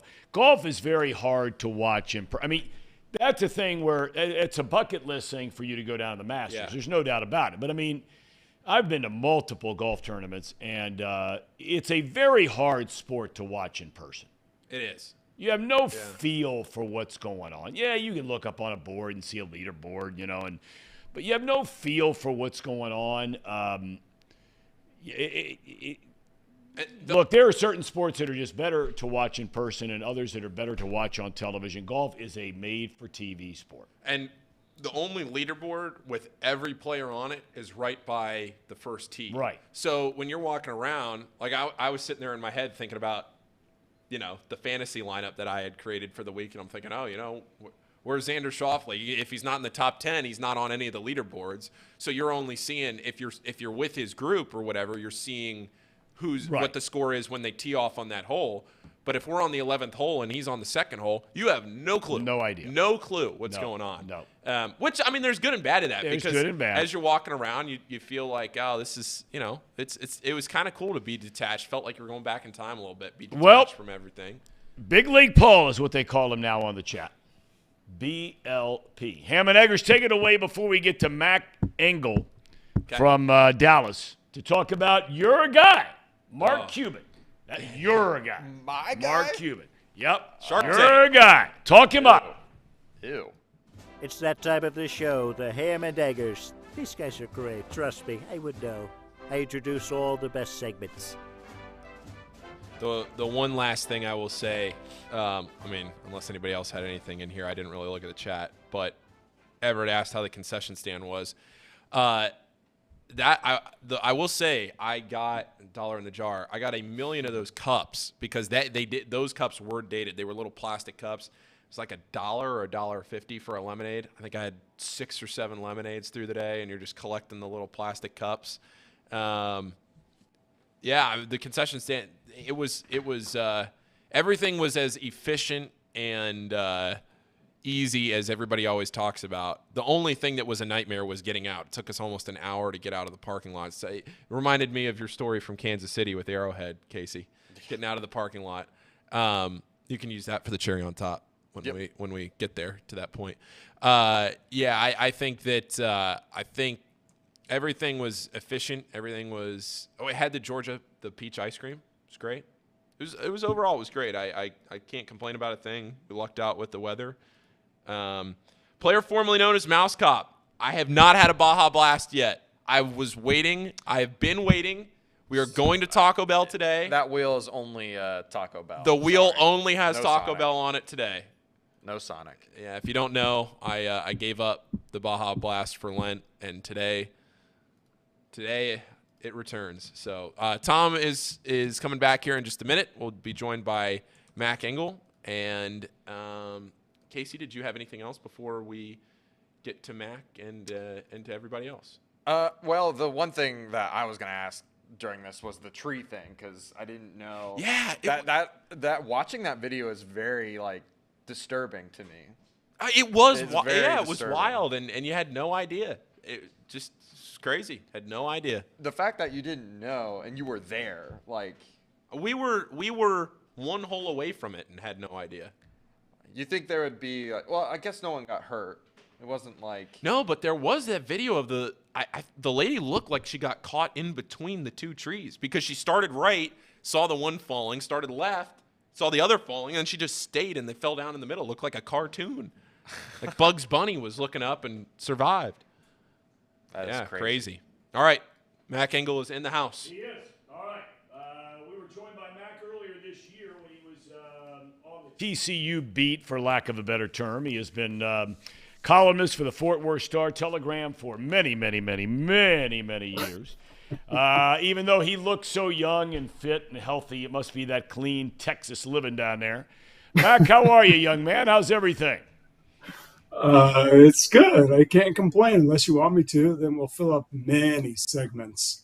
But everything's good. Thanks for having me on. It's always good to see you. Thank you. Now, you got that. You're right there in Big 12 country. You got the KU, pull over there. I got to ask you, here in Cincinnati, as you know, the University of Cincinnati is getting ready to join the Big 12 conference when the fall begins in 2023.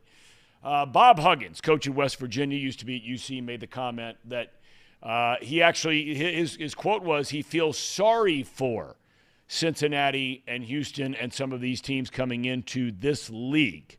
Basketball-wise, going to be rough days, you think, for those teams coming in maybe outside of Houston?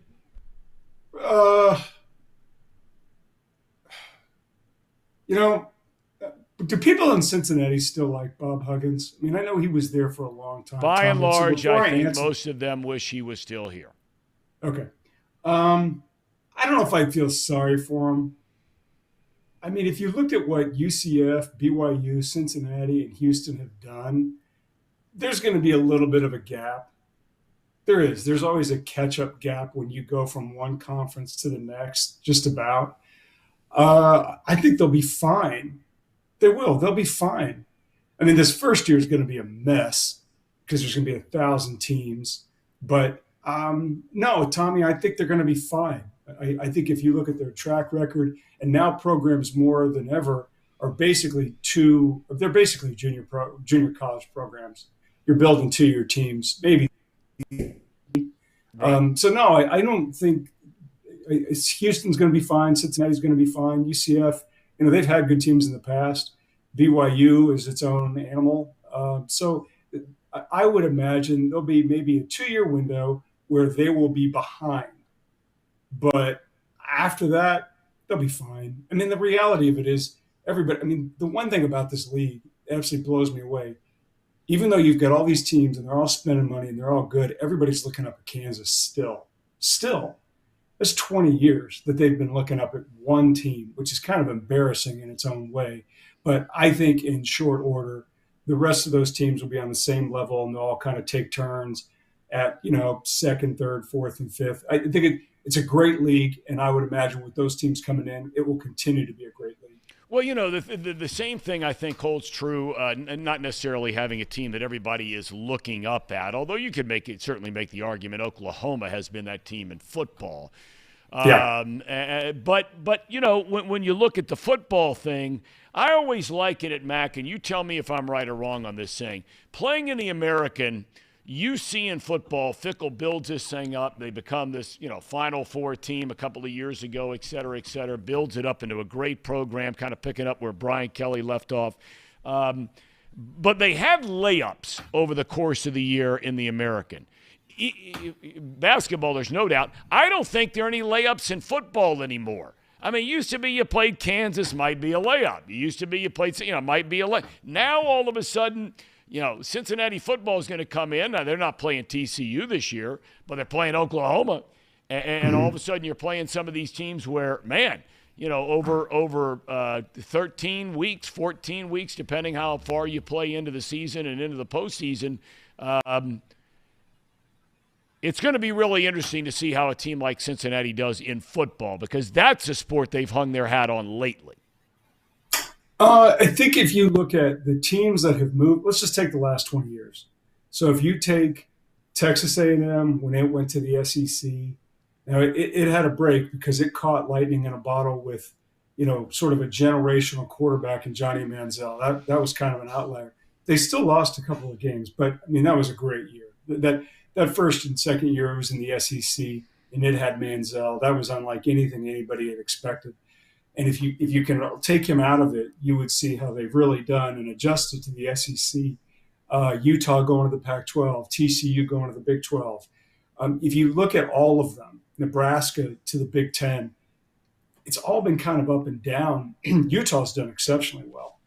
But it's going to take a little bit of time because the reason you just said there are no layups and then you've got to kind of catch up on recruiting. You have to go to their place to kind of see what that's about. They've got to come to your place to see what that's about. And then you sort of see where you fit in and where you need to get better to be competitive. And it's going to change a lot. Once Texas and Oklahoma leave, I mean, it's going to change this league a lot because they've been the identity of this league because they're your two big state power schools. Even though Texas hasn't been what it's supposed to be for more than 10 years now, it's still the signature team of the conference because of its size and tradition and all that. So I think, what you're saying about Cincinnati is true because all of these teams now, all of these schools now are spending just so much money to be competitive. And now you have NIL that factors into it and collectives and all this other junk. So I think where Cincinnati, they're going to take a step back. They just will. Doesn't mean they can't eventually be where they were again. But if you look at teams that have made a jump league-wise, there's a bump. And then, to me, the one that's done the best is Utah. And TCU's done very well, too. But the one that I look at, I'm like, Utah has just done an outstanding job, especially in football. Basketball's taken a bit of a hit. But when it comes to being competitive from one league to the next, Utah is sort of the example of how it can be done. And I think if you look at where Cincinnati was back in the 90s, or certainly when I was a kid in the 80s when they were totally irrelevant, to see where they are today is absolutely astounding. No question. Okay, I want to shift gears. Mac, we don't have an NBA team, as you know, here in Cincinnati. You've got one down there in your area in the Mavericks. They make the deal for Kyrie Irving. Everybody's all excited. They proceed to lose 25 of their last 32 games, which brings us now to this final weekend. Well, before I ask you about the weekend, because I think the first thing, there are a lot of people that don't like Kyrie Irving. I mean, when he played for the Cavaliers, I thought he was an incredible player, great leader, incredible when it mattered in the finals, right? I mean, he was better than LeBron in the finals. But he's bounced around a lot, been some things that have gone on that some people disagree with, whatever it might be. Do you think, or how much of a factor do you think he played in them losing 25 out of 32? Is it fair to put a lot of the blame on him or no? You got to put some of it. You do. I mean, they were 30-26 when they got him, and they finished 6 games under 500 after he came. He's an elite player. As a scorer, he's absolutely breathtaking, and he's got the ball in his hands a lot. So even though that roster was loaded with holes, I mean, just so poorly built, they didn't acquire him to miss the playoffs, and they gave up quite a bit to get him. So I think in fairness to that team, he has to shoulder some of it. I don't know if it's a disproportionate amount, but the bottom line is, you've got 2 guys on that team who make the bulk of the money. There's only 5 guys on the floor at the same time. And those 2 guys should share some of that responsibility for what is by far and away the most disappointing season by any NBA team in this year. There's no question about it. They are. So he has to shoulder some of it. All of it? No. Some of it? Heck yeah. And I'm with you. I loved watching him play in Cleveland. He's a fun player to watch. But as you know more than I do, if a team trades you and Brooklyn traded him, or if a team says, go beat great someplace else, there's a reason. And while Kyrie has not been a problem at all for this team, because he's only been here 20 games, I think you have to look at that track record and not be a little bit concerned about it. Nonetheless, I fully expect them to do everything in their power to sign him to a max deal this summer when he can become a free agent. All right, so now it brings us to this final weekend. Mark Cuban, one of the most outspoken, one of the most colorful, one of the most flamboyant owners. I mean, and Lord knows you got a couple of them down there in Big D already anyway. But, I mean, Cuban is all over the place, right? I mean, he's yelling at officials and blah, blah, blah through the years. We've all seen him, and, you got to love his fire, if nothing else. But that brings us to what happened this weekend when they still had a chance to make the playoffs. Walk us through how you see this whole thing with all of a sudden them deciding not to play players or limit players or whatever it might be and not even try to get in, or at least not try to get in with their best. How do you see the way this whole thing played out? Well, I can't think of a time. We'd seen it in baseball because I remember one time a White Sox team way back when, I think it had Albert Bell, was pretty good, and ownership decided to quit right before the trading deadline. And we'd never really seen anything like that, where a team that was pretty competitive, but that was the end of July, rather, because the trade deadline in Major League Baseball is the end of July. And we saw the White Sox say, you know what, forget it. We're just going to fire sale and move forward. Well, this is the last 5 days of the NBA's regular season. And last Wednesday, they host the Kings in Dallas. I went to the game. Mark Cuban, before the game, is on the floor and he's talking to local media. And he kind of covers every topic but climate change. Jason Kidd and Cuban both were invested in trying to win. The Mavs are trailing the Kings. Kings are going to the playoffs. Kings have a good team. Kings are playing a full lineup, even though they don't really need to play for anything. Kings are leading in the fourth quarter. Kyrie Irving goes off, and the Mavericks come back to win the game to keep their play-in chances available. So at that point, Jason Kidd, the head coach, and Luka Doncic, they're all saying, hey, we still got a shot. We're going for it. Then sometime on Friday afternoon, this is the night after Oklahoma City wins at Utah. So Oklahoma City is the team Dallas is chasing. Oklahoma City wins, and then sometime Friday morning or sometime Friday afternoon, the Mavericks decide we have 2 games left. This is not worth it. Because if they win and they get in, then they probably are, then they're going to lose their lottery pick, which right now would be 10th. And that would go to the New York Knicks, which was the last piece of the trade a couple of years ago to get Kristaps Porzingis, a trade that ultimately didn't work out because they shipped him to Washington last year. So the Mavericks decided, look, if we're going to get better, we got to take a step back. They tell Luka Doncic, he didn't like it, but he understands. The only reason he plays Friday night is because it's Slovenian night, and they let him play the first quarter. And after that, it was quitting time for the Mavericks. Now they're under investigation by the NBA because they basically tried to lose their last 2 games deliberately, which they did. They lost at home to the Bulls. Yesterday, they get blown out by a bad Spurs team by 20-some points. And now the Mavericks are going to get the lottery pick that they feel like they need. Kyrie Irving's a free agent. The roster's loaded with holes. A whole bunch of guys aren't coming back. But the bottom line is this. Their panic trade, which is what it was, they panicked for Kyrie Irving. It didn't work out. Now they've decided the only way we're going to really make a step forward is if we sort of maybe get a great player in the draft and we can move forward that way. And again, I said it earlier, there is no more disappointing team this season than the Dallas Mavericks. You've got two NBA All-Stars, and you missed the playoffs, including one of whom is an all-world generational talent, and they're going to be home beginning today. That's a disaster. All right, but last thing I want to ask you, though, Mac, is, look, I don't know Mark Cuban. I mean, he's been extraordinarily successful. There's no question about that.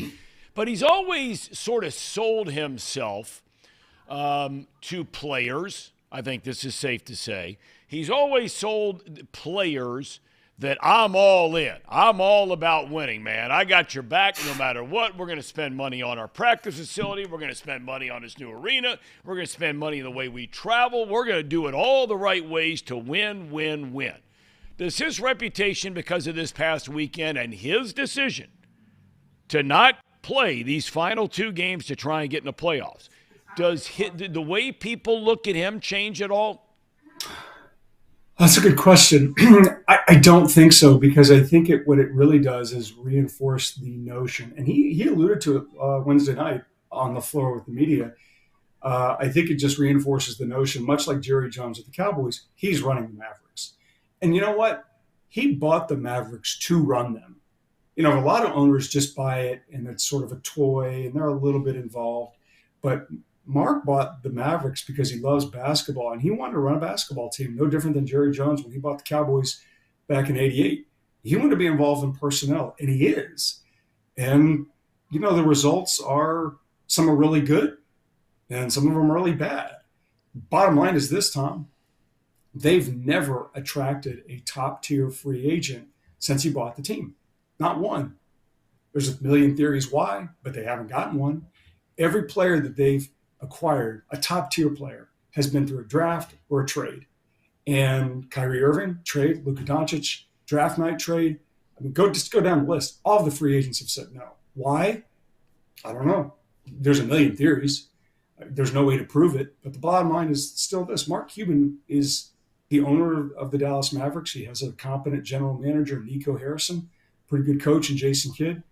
But Mark Cuban's still very involved. And even though he tried to take a step back and all that other stuff, if you listen to what he said last week about the free agent pursuit of Jalen Brunson and the way the roster was built, Mark Cuban's doing it. And he's unlike any other owner in the NBA, good or bad. But these results this season are terrible. And whether or not that changes these last 5 days, change the way people look at Mark, I don't think it really does. I think, Tom, it's more of the same. And they made a decision last summer to do the way things they did it. And it was terrible. And now they're trying to scramble because now the fear is, what does Luka Doncic want to do ultimately? Luka's not going anywhere for a little while. He made that clear yesterday.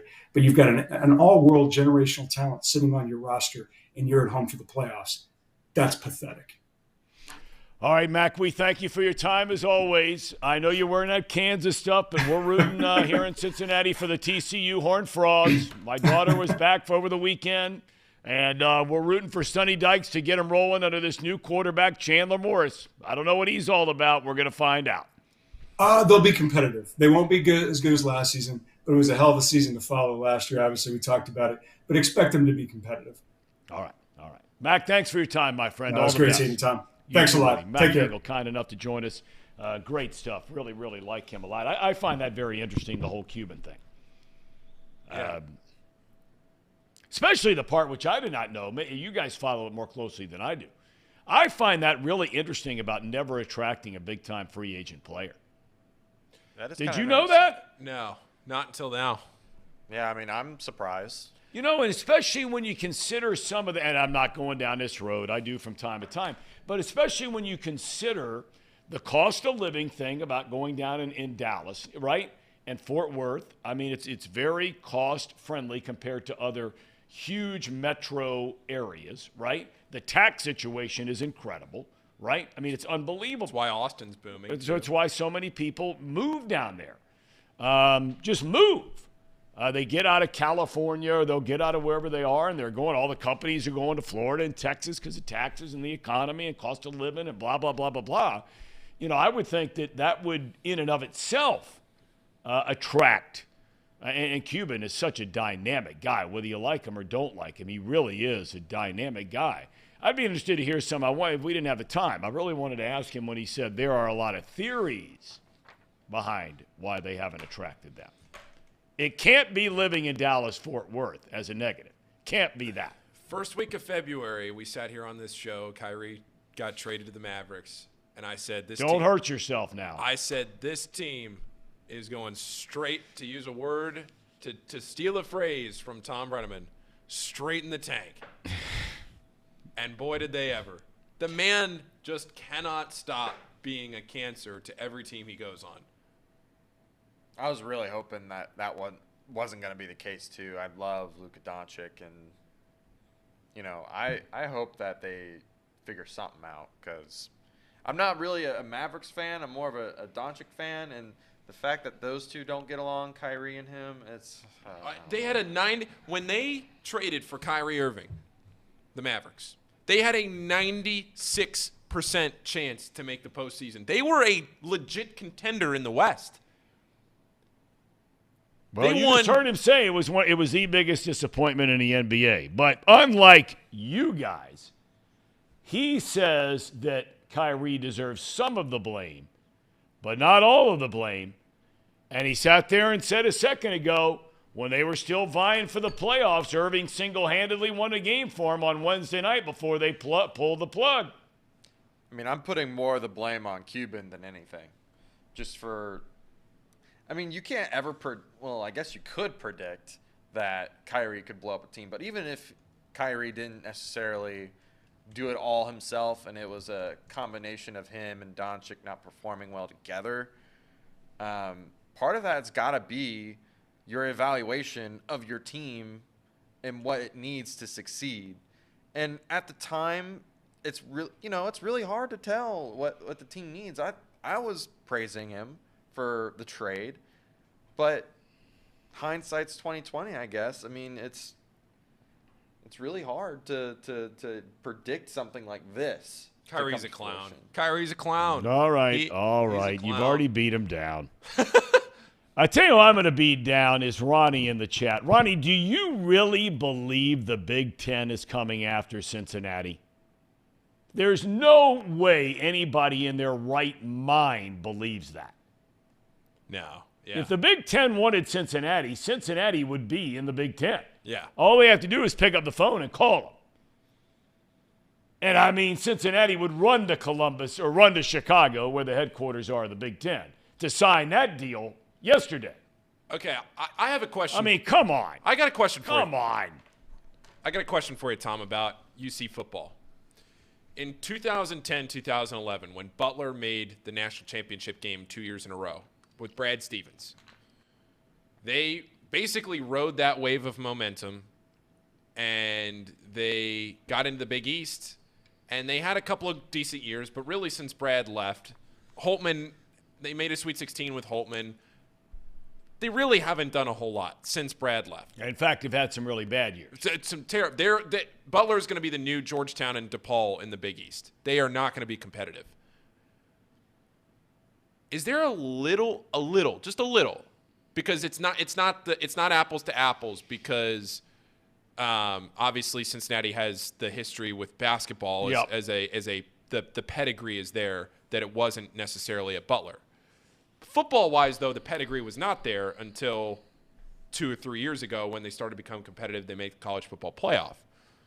I mean, as we've said a million times, you bought season tickets for basketball at UC, and you got football tickets with them. That's right. I was one of those guys. Yeah. So is there a little bit of that there with UC in the Big 12 and riding that wave and kind of catching lightning in a bottle for a couple of years with football, and now they're going to get to the Big 12. Now, I know the Big 12 isn't the best conference in college football. It's pretty good, though. But it's pretty good. Pretty good. It's a Power 5 conference no for a layups, reason. as I like to say. I gauge a conference by layups. There are no layups. So I sit here and I wonder about UC's success on the football side and what, prioritizing football, prioritizing basketball, however you want to say it one way or the other. I just think it's kind of an interesting situation. I do kind of agree that I don't think they're going to be as overwhelmed in basketball as I'm caught in the middle between what Max said and what Huggins said, because I think that bringing in like UCF is going to have a little bit more of a cushion to it than like the Big 12 this year. Because if UC had joined the Big 12 this year, that would have been disaster scenario. But now it's not, and then especially once Texas and Oklahoma leave, it's going to be a lot different. So, one, what does the Big 12 look like when Texas and Oklahoma leave? And two, the football thing. It really intrigues me at Cincinnati, especially now being around the city and following everything as closely as I have in the last 6-7 years as Cincinnati football has risen back. Or risen, not back, but risen to the top. Well, no, it was risen back because, after Kelly left and you got Tuberville in here, Mac Jones, why am I drawing a blank? Yeah. Jones takes over after. Butch Jones. Yeah, Butch Jones takes over after Kelly. And, they stepped back and then really took a step. So, yeah, it was but they weren't, back. Yeah, exactly. So, I guess my question is more so, when we're talking about catching lightning in a bottle off success and riding that wave of momentum into the Big 12 or into a Power 5 conference. They were in a Power 5 conference before. They were in the Big East. They competed in the Big East at a high level when they were in the Big East the first time. In basketball, yes. So now having to parlay that with basketball and football, I think it's a really intriguing case study to me to see what's going to happen here with UC football over the next 5 to 6 years. I think they're going to be all right. I really do. Well, I think they got great facilities. They're building that permanent bubble down there. Now, as Mac pointed out, people are spending money like nobody's spending more money right now than TCU. I mean, they've got a president down there who's an Ohio guy who is all in on sports. That doesn't mean they're going to go to the college football playoff every year. But I'll tell you, UC's facilities are really strong. They're getting better by the day. I'm a big Wes Miller guy. A lot of people are not. I think the guy knows what he's doing. You can't win without players. They've not had players. But can he get those players? He'll get them. He'll find a way. I mean, his class coming in next year is really they're good. Probably got a lot of guys most people didn't think they would get. Yeah. James and Griffith and some of these guys. Yeah. I would bet they do well in the transfer portal. Now, they lost Davenport, but they got the big guy from Temple. Yeah. Right? So, we'll see. That's a net positive. Right. It's a net positive. And I think the guy knows what he's doing. I know a lot of people around here. I don't know anything about Satterfield. But I just know that there is a lot of good football in this area. And the strength of Luke Fickell's teams was recruiting this area. Now, the danger of joining the Big 12 is some of these schools now get a footprint in Ohio where they probably didn't have them before. But you get a footprint in Oklahoma and Texas and places like that you didn't have before. So I think that, I think UC is going to be all right in the long haul. Yeah. The short haul, and Ronnie, I wasn't beating you up when you said that. I don't want you to feel that way at all. He came back and says, hey, I can dream. And look, everybody can dream. I think it's a great thing. But I think UC is going to be fine. It's an outstanding academic school. They've got a lot of things going their way. They have a great reputation nationally. Their facilities, athletics-wise, is very, very good. So I think they're going to be all right. We'll see about this coming year. Their schedule's not ridiculous. I'm really fascinated. We got to get Scott Springer back on. I'd love to get Coach Satterfield on. He doesn't have the same agent as Sean Miller, does he?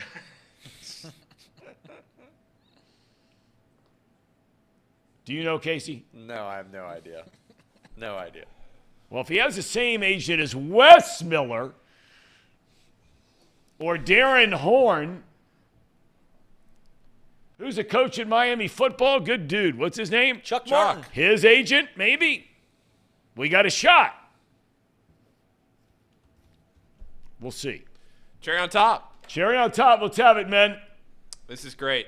Presented by UDF. We're going to get in the NBA playoffs a little bit tomorrow and get back to some more football stuff. In honor of John Rahm winning John the Masters. Rahm. So he tweeted this back in 2013. He got a fortune cookie from Panda Express. It said, your talents will be recognized and suitably rewarded. And he took a picture of it and he tweeted, I'm going to win the Masters. No kidding. And that was in 2013. How cool is that? 10 years later? Big fella. Big guy. Big man. Big man. But boy, can he play. I mean, he was just steady as they come. I was very disappointed in Koepka's finish yesterday. He just wilted down the – I mean, just couldn't do anything right. All right, box lunch coming up. You don't even have the lunch buckets out. Oh, well. Must not be the working man's kind of box lunch today. No Big lunch league. Must pails. be that, big league Paul, East Coast elitist, Paul. stopping into Cincinnati and Augusta, the flyover part of America. He's an elitist, not you and I, Tom. I'm from No, Hamilton. we're rock solid, Right, regular guys. Midwestern. Although, like I said, you're kind of a little of both. You got the Hamilton part, rock solid, right? But then you got the private school thing going on over there. Just a good Big Catholic. League Paul went to the private schools in high schools and in college. I went to a private school in college, too. See? Well, then, again, Casey, guys like you and I, pal, we stick together. We stick together, Tom. Public high school, right? Yep, public high Public school. college, right? Yep. Right? Maybe you're right. Maybe me and Paul are elitists. Go to private school our whole Elitist. lives. Yeah. Bluffton University, an elite institution It is. of higher learning. There's no doubt about it. The Mennonites up there. There's no doubt. There's no doubt about it. And you are right there with him step for step, as is Paul. with the something country day of Virginia. Yeah, that was me. And the Xavier Musketeers. All right, what do you got on Bucks? Let's look at the menu here today. What do you got going on? Well, we're going to talk about the Bengals a little bit because there's been some news coming out. And we have one of our Chatterbox's own, Zim Hude, trying to drop some bombs on Twitter, alluding that maybe T Higgins is going to be extended. So we'll get into that. Talk about the Odell Beckham signing for the Ravens. Then I don't know about you, Tom. I'm a Cubs fan, but Nick Lodolo, he's a guy. He's him. He looks very good. He's special. Looks very good. He's very, very good. So I tell you what, though, I'm a little. I said at the beginning, I'm not putting all my chips on the table here by any means. But I got to tell you, to me, Green looks very, very average, if even that, through the first 2 games. And it's only 2 games, so I'm not going off the rails here. I know he throws the ball 105. Big deal. Big deal. That's for Twitter crap. Oh, 105. Did you get him out? Can you pitch long enough into a game to even qualify for a win? Can you get to the 5th inning without throwing 98 pitches in a game? Would it surprise you at all if 4 years down the line, maybe the Reds are competing for a playoff hunt, and Hunter Green is no longer a starter. Instead, he has moved to the bullpen to where he's more of an 8th inning, 9th inning guy because he has that bullpen stuff, 100+ miles an hour, very well suited for, high energy 8th, 9th inning guys, not suited for a 6th inning start. Could you see that in 4 years? See him move into the bullpen? It's a good question. I would say no. My initial reaction would be, I want to kind of lean yes, but then I kind of say no because I know, number 1 pick, they've invested a lot in him, all that kind of thing. They've built him up into this role, unlike Chapman when they brought him in. Now, he wasn't drafted, but he was signed and brought in, and everybody thought he was going to be all that. And they never gave the guy the chance to be a starter because they were ready to win now. Right. When Chapman got here. Mm-hmm. They had the closer. I'm drawing a blank on the Cordero.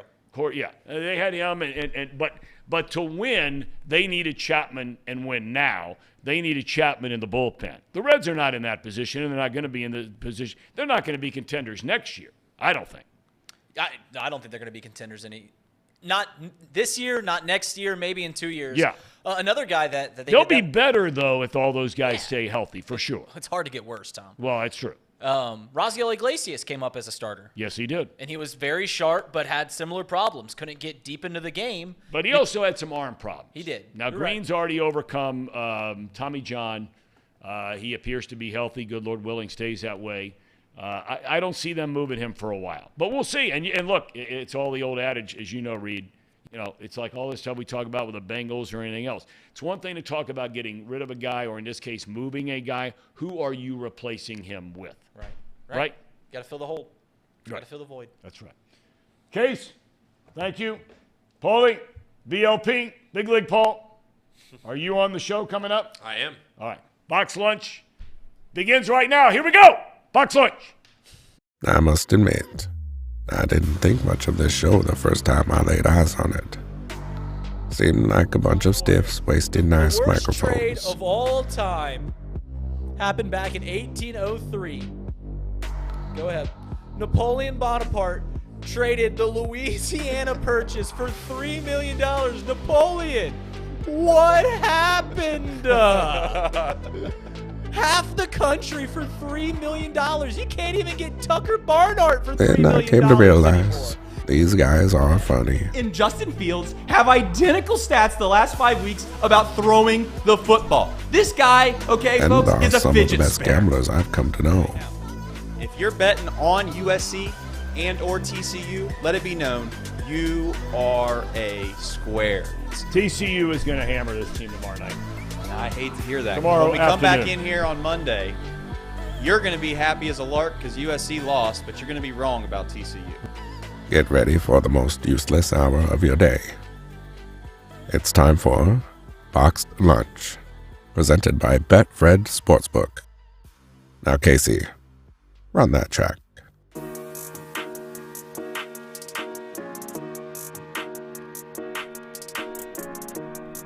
We in the lab and we cooking up greatness. That's why all these other rappers hating us. No? I don't know about that one. Don't hear? I can't hear myself in my own headset, but I can freestyle a little bit. I like this, Casey. Just get it. You know, that's just me being grown up here in the hood, Hamilton. You learn how to rap a thing or two. Tom wouldn't know anything about that. East Sider. But this is Box Lunch presented by Betfred Sportsbook. Reed Mouse in the chair. We don't have Trace anymore. He's on to bigger and better things. Chatterbox Reds, which follows every Reds game. So they did an hour yesterday. Oh no, it looks like that F-150 out there is getting a ticket. Trace, if you're watching, go move that F-150 as we speak. It is currently getting a ticket with the trailer out there. But we've got a long show. One thing I do want to say is, saw some people talking about old Stephen T. Baden High School. I did go to Baden. I didn't go to St. Joseph. Someone said I went to St. Joseph. I'm a St. Peter's guy. Now, I go to St. Joe's Mass now, but I'm a St. Peter's guy. Guys, we got Paul Fritzscher, Casey McAllister. Almost Paul McCartney? Yeah, Paul McCartney. Paul McCartney in the house. The Beatles stink. You a Beatles guy, Paul? I mean, I enjoy, like, the big hits, but I'm not going to flip on a Beatles album and just listen to it on a road trip. Has there ever been a band that has gone fully from, like, Justin Bieber kind of music when they first came out? Yeah. You know, I want to hold your hand, stuff like that. And then they just go into the most psychedelic at the end of their run, really get into the drugs. Yeah, now. So they've got the full spectrum of things. But the first things first, we're going to talk about T. Higgins. I don't know if you guys saw this, but our very own Zim Hude dropped out that T. Higgins extension. Casey. Yes, Reed. Are you buying that the extension is happening? Are you buying what Zim Hude is selling in that number 5, formerly 85, is being extended, and we will hear about that very soon. Some were alluding to today. Some were alluding to this week. Do you think that Zim's sources are correct? Are you excited about this?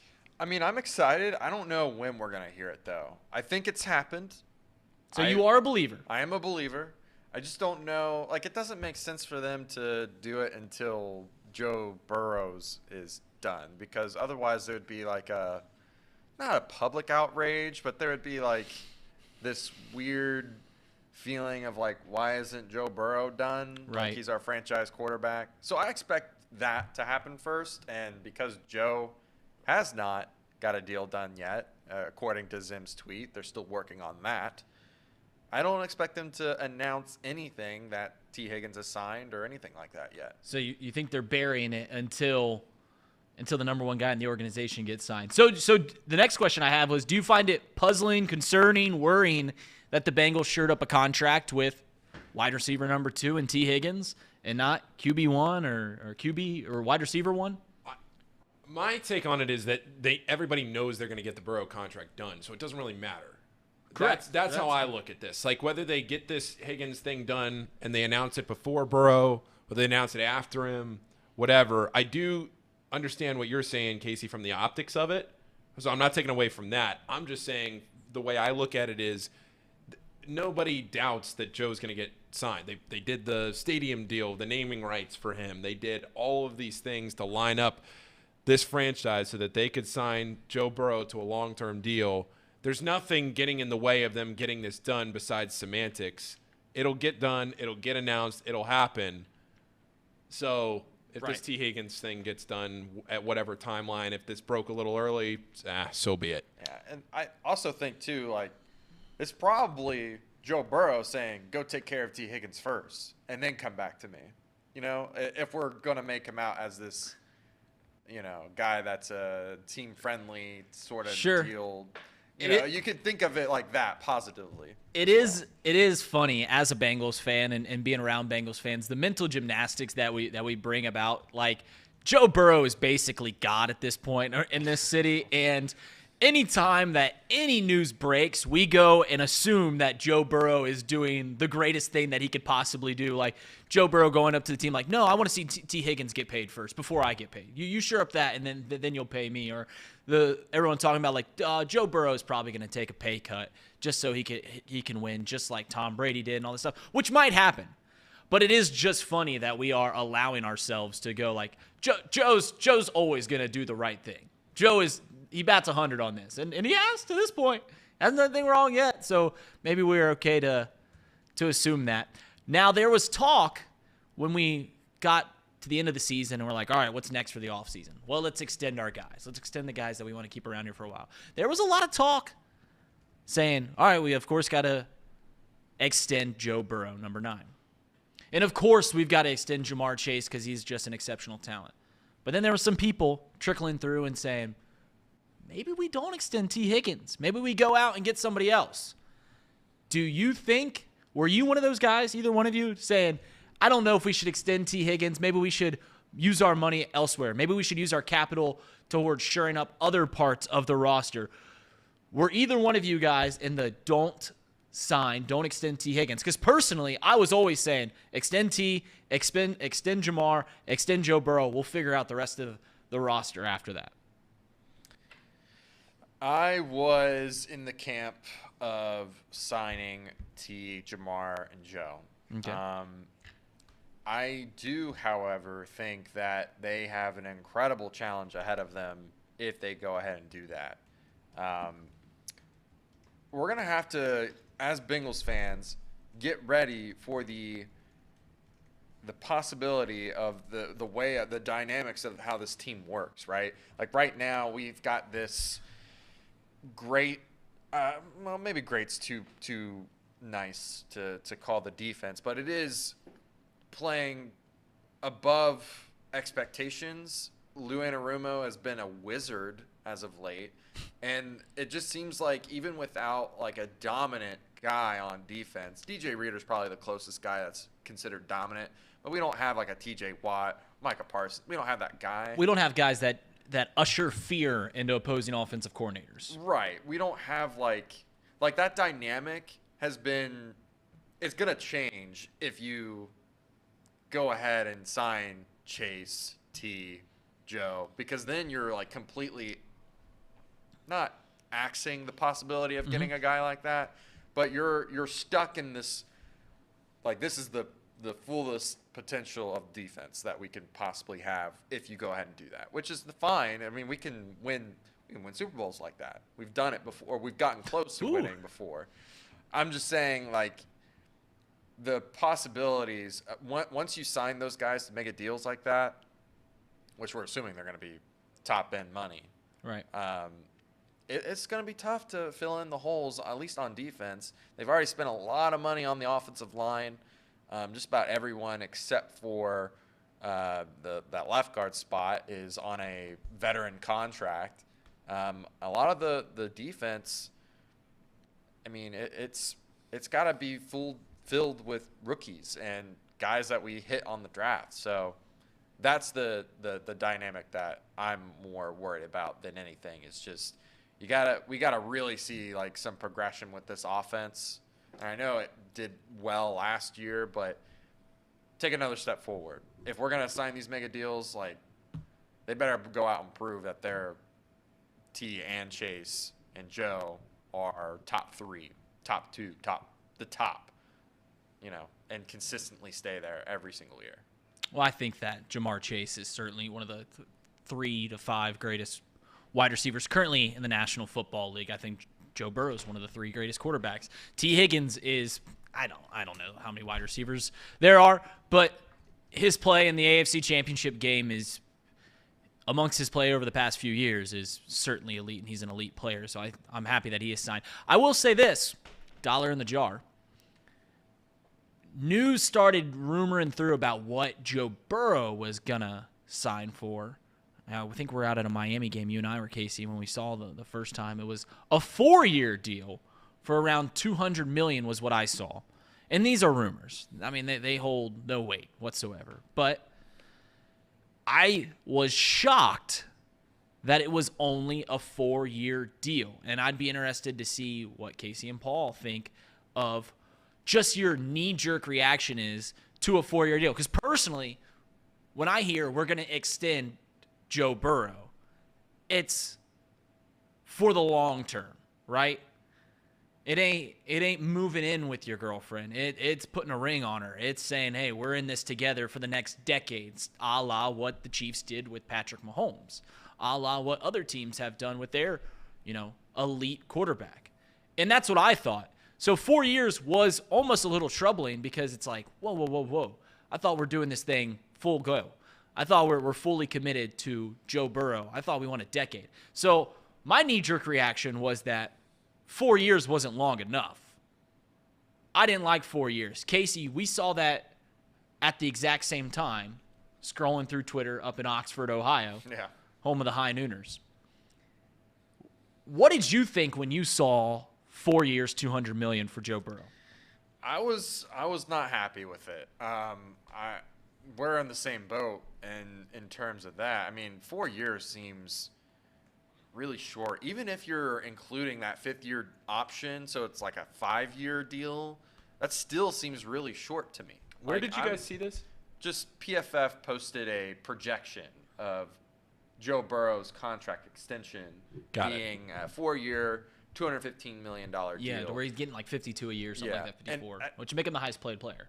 Yeah, I mean, that would succeed in doing that. It's just just from hearing all the staff talk about Joe Burrow, the ownership, it just doesn't make sense for them to sign just a 4-year deal. And let's be clear here. Patrick Mahomes took a team-friendly deal with the 10-year, $500 million contract. That was a team-friendly deal in many different ways. So it would more than likely, if Joe were to sign something long-term like that, it would be a team-friendly deal.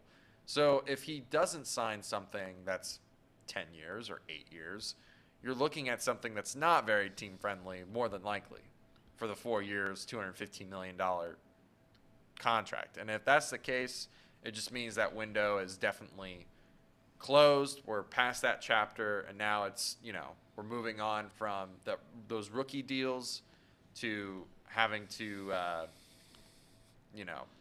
hit some draft picks, and you can't really use the free agency as much as you were before. So I don't know. I was not happy with it. I was not happy with it. That's the exact reason. You nailed it on the head when you said that team-friendly deals are the longer ones, because you can push off the great deal of the contract. And that's what happened with Patrick Mahomes, right? Right. You inload the contract to where, when he's not at his peak, when he might not be the best quarterback in the league anymore, still might be productive, but that's when you pay him the most money, because you want to have as much money free when he's at his best so that you can supplement his team. You're still committing to him long term. You're still paying him for the next decade, but you're allowing your team the opportunity to fill the roster with the free money that you have. And a 4-year deal doesn't do that. That's actually the complete opposite. You're paying them the most money up front, and you're saying, all right, well, let's win these next 4 years, and then we'll redo it again in 4 years. When the going rate for a quarterback contract might be even higher, probably will be higher. And if Joe Burrow's still an elite quarterback in 4 years, you're going to pay even more. You're going to have to double down this time on a long-term contract. And maybe it's 6 years to where you're finally getting that 10-year window, but you're paying more. So that's why the 4-year contract doesn't make any sense. And, if that's what the deal is done, not happy about it, but where else am I going to go, right? All right, let's go into the running back rhetoric. And this is where I've got to pony up, because I have failed our viewers. I have failed this office, because I've let some people come on this show, one being the guy that runs this company, and tell you that maybe the Bengals should take a running back with the first pick. And I know it's tired, guys. I know we've talked about this ad nauseum. Me and Casey have been screaming, and it feels like they're tearing me down. All these people saying we got to take a running back. We need a running back. Tom even alluding to the fact that the Bengals really need a back. Maybe not in the first round, but they really need to overemphasize the running back position. And it feels like they're circling the city. They've cut off the supply lines for me and Casey's camp, me and Everett Henry's camp, saying that we cannot take a guy in the first round. But we're still firing off the artillery. We're holding, not because we're passionate about this. No, it's because we know we're right. I mean, what do I have to say? Do I have to show that tired chart of the running backs that have been on the Super Bowl winning teams? You've seen that a million times, and yeah, you could probably poke a few holes at it. But think in your mind, who was the last team to win a Super Bowl with an elite running back? The Seahawks with Marshawn Lynch? Okay, sure, that's a great one, but that's one time in the past decade. What about the past 20 years? Think. Tell me, put it in the chat, because I can't think of any.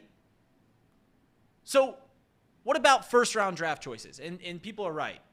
Bengals draft so late, it's basically like getting an early second-round guy. And that's true, but I will hold that, this is our one first-round pick. We don't get a pick for 32 teams. So I don't want to waste it on a guy that I'm fairly certain, on a position that I'm fairly certain we can shore up in other ways. And let's look at some of the running backs that have been taken in the first round in previous years, because that's a good parameter just to show you about all these guys that, have been linked to the Bengals, and maybe they'll take a guy at the end of the first round. You go to 2021, there was no first-round draft choice taken last year, first-round pick with a running back last year. But 2 years ago, Najee Harris, Travis Etienne were drafted. They're good backs, no doubt. But did they drastically improve their team? No. What about in 2020? Clyde Edwards-Helaire. He was drafted by the Chiefs, who just won a Super Bowl. But I don't even think he's on the roster anymore. Yeah, what did they think of him? They signed Le'Veon Bell midseason last year, or 2 years ago. Then they got Isaiah Pacheco in the 7th round this year, and he was their starting back. And I'm not going to crutch on Isaiah Pacheco, because he might be a unicorn. He might be the one in a million where you draft some guy so late and he just turns out to be a star. Now, I don't necessarily think that's fully displaying the case, but I'm not going to rely on Pacheco. Go to the year before that. Josh Jacobs, really good back. But the Raiders are tearing down their team. They're trying a new route. But whoa, Reed. Bijan Robinson's the sure thing.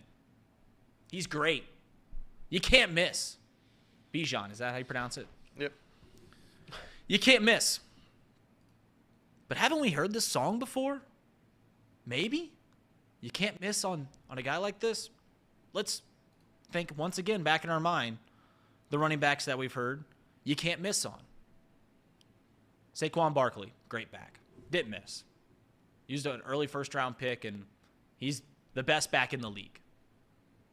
Before him, Ezekiel Elliott, great back on his rookie deal. Prime, one of the best running backs in the league, if not the best back in the league. So, they didn't miss. Well, what about the other names that we heard? Leonard Fournette, remember him? That sure felt like a swing and miss. He was an okay back, but did he transcend his original franchise? No. Let's go back a decade. Trent Richardson. Sure thing. I mean, we're talking Adrian Peterson. We're talking LaDainian Tomlinson. Well, Trent Richardson wasn't very good, was he? So those are the last 4 backs that were sure things. And they hit about 50% of them. So I guess what I'm saying is that even the running backs, there's not a sure thing. And even if he is, I don't care, because I am in the camp that you can plug and play with somebody else. Now let's look at the teams that have won the Super Bowl recently. Last year, the Chiefs, And I know I said I wasn't going to bring up Isaiah Pacheco, but they did draft Isaiah Pacheco. 7th round. They won. What about the year before that? The Los Angeles Rams. Who was their starting back throughout the year? Sony Michel. How'd they get Sony Michel? Well, they paid him $1 million and traded a 6th-round pick. Okay, what about the year before that? 2020. The Bucs. Tampa Bay. Leonard Fournette on a veteran deal. Couple $1 million. Okay. What about the year before that? The Chiefs. Who are their running backs in Patrick Mahomes' first Super Bowl? LaShawn McCoy in his 30s. Damian Williams. Both on their 2nd contract. A couple years before that, the Eagles. LeGarrette Blount. Now, I will say the Patriots did win in that time with a 1st-round draft choice. Sony Michel. But we can keep retracting the Super Bowl winners and how they got their running backs. Not when they got their running backs, how they got them. And it's the same. Mid-round pick, late-round pick, or you get a veteran and you pay him on the cheap. Because, as I've said time and time before, the line makes the backs, not the backs make the line. You've seen multiple guys go into Dallas when they had their great offensive line and look up great. DeMarco Murray, whatever his name is. Gosh, it's been so long ago.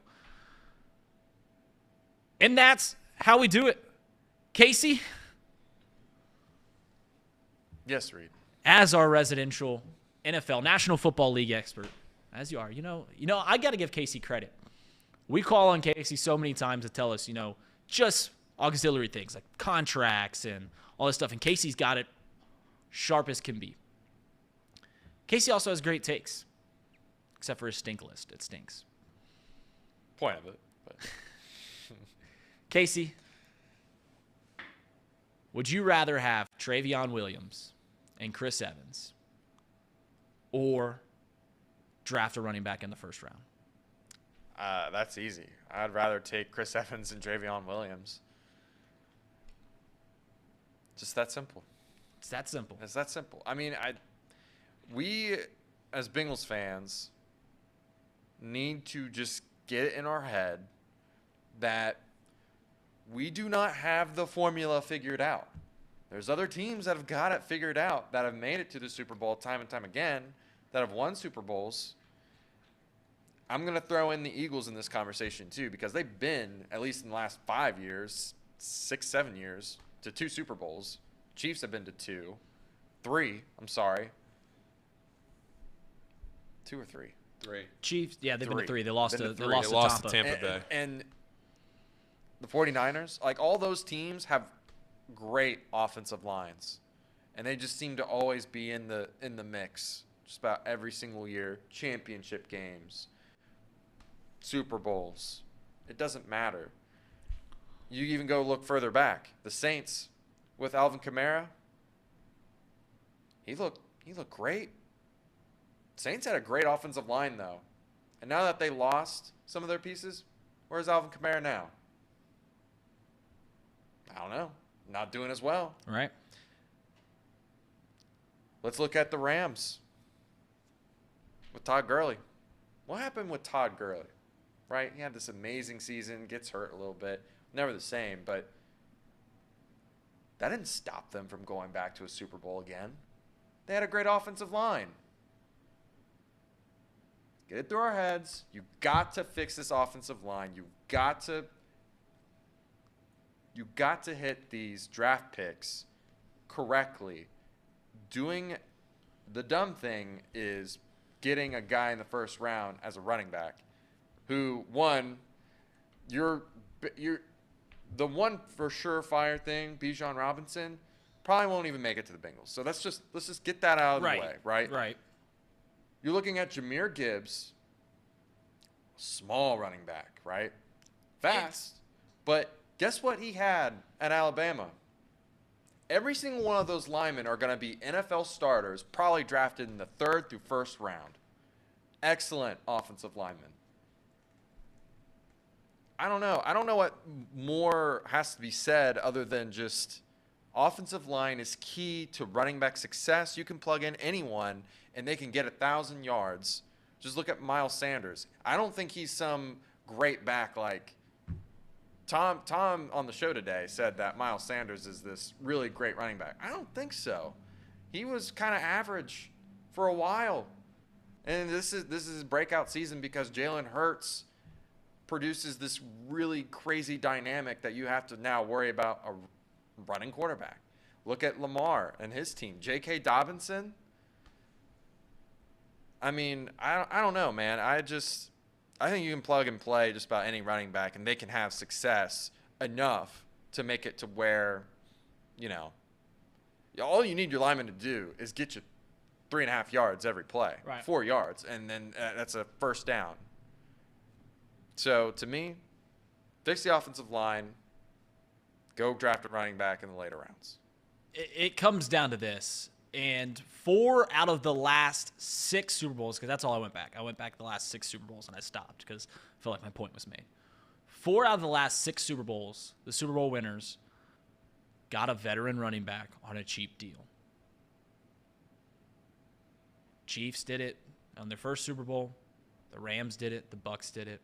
And the Eagles, when they beat Tom Brady, they did it. Now, the other one out of the 6, drafted a running back in the 7th round. One of the 6 drafted a running back in the 1st round. But 4 out of the 6 have gotten a veteran back on a cheap deal. So a guy like Ezekiel Elliott, who's been rumored, who's been showing up in different Bengals players' Instagram stories, I'm cool with that as long as the deal's right, as long as it's cheap, not giving him $8 million, $10 million. And that's the thing that I want to put it through. I'm not completely saying that running backs should be banned from football, as I sometimes joke about, because that's not the case. I just am like Paul looking at the lines. Shows up to the sports book. He looks at the lines. I'm looking for value, right? And plain and simple, getting a guy in the 1st round, paying him $7 million or whatever the slot pick that we're going to have to pay this running back if we draft a running back in the 1st round, $7 million throughout his rookie contract. When I truly believe we can get these veterans on a year at a time for $1 million, $2 million, $3 million, whatever, is more beneficial, and then using that 1st round draft pick to, get the best guy available. Get some depth in the line. Get an edge, a pass rusher, a tight end, something. I'd rather get another wide receiver, before a running back. I'm cool with that. Because we're going to lose Tyler Boyd in the future. I just cannot wrap my mind around the rhetoric that is take a guy in the 1st round when it has been proven time and time again that doesn't lead to sustained success. And that's that. The tired conversation is now over, and we'll talk about another tired person. That's Odell Beckham Jr. Guys, what are the Ravens doing? $15 million guaranteed to Odell Beckham? Is this a ploy to incentivize Lamar Jackson to come back? Is this preparing for a rookie quarterback to get a veteran wide receiver? I made the joke as a Cubs fan that Jason Hayward's made millions of dollars off a speaking fee. Has anyone made more money off of one play than Odell Beckham Jr.? Odell Beckham Jr. is a great player. Yes. Didn't mean that. But it's that one play, right? Caught it one-handed. Who do you got? Clowney. All right. Fair enough. So, what is the move here? I can't figure it out. Were the Bengals so bad for so long, and I just figured that the Ravens and the Steelers were just infinitely smarter than us as a franchise? When now we're seeing the Ravens not sign their franchise quarterback to a deal and taking a wide receiver that's bounced around and carries a whole lot of drama for $15 million and extend a linebacker for $100 million.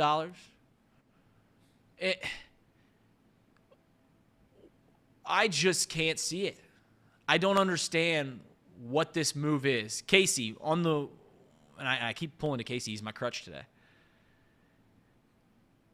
Can you shed some light on what the Ravens are doing with this play? Well, I talked about this a little bit on the show.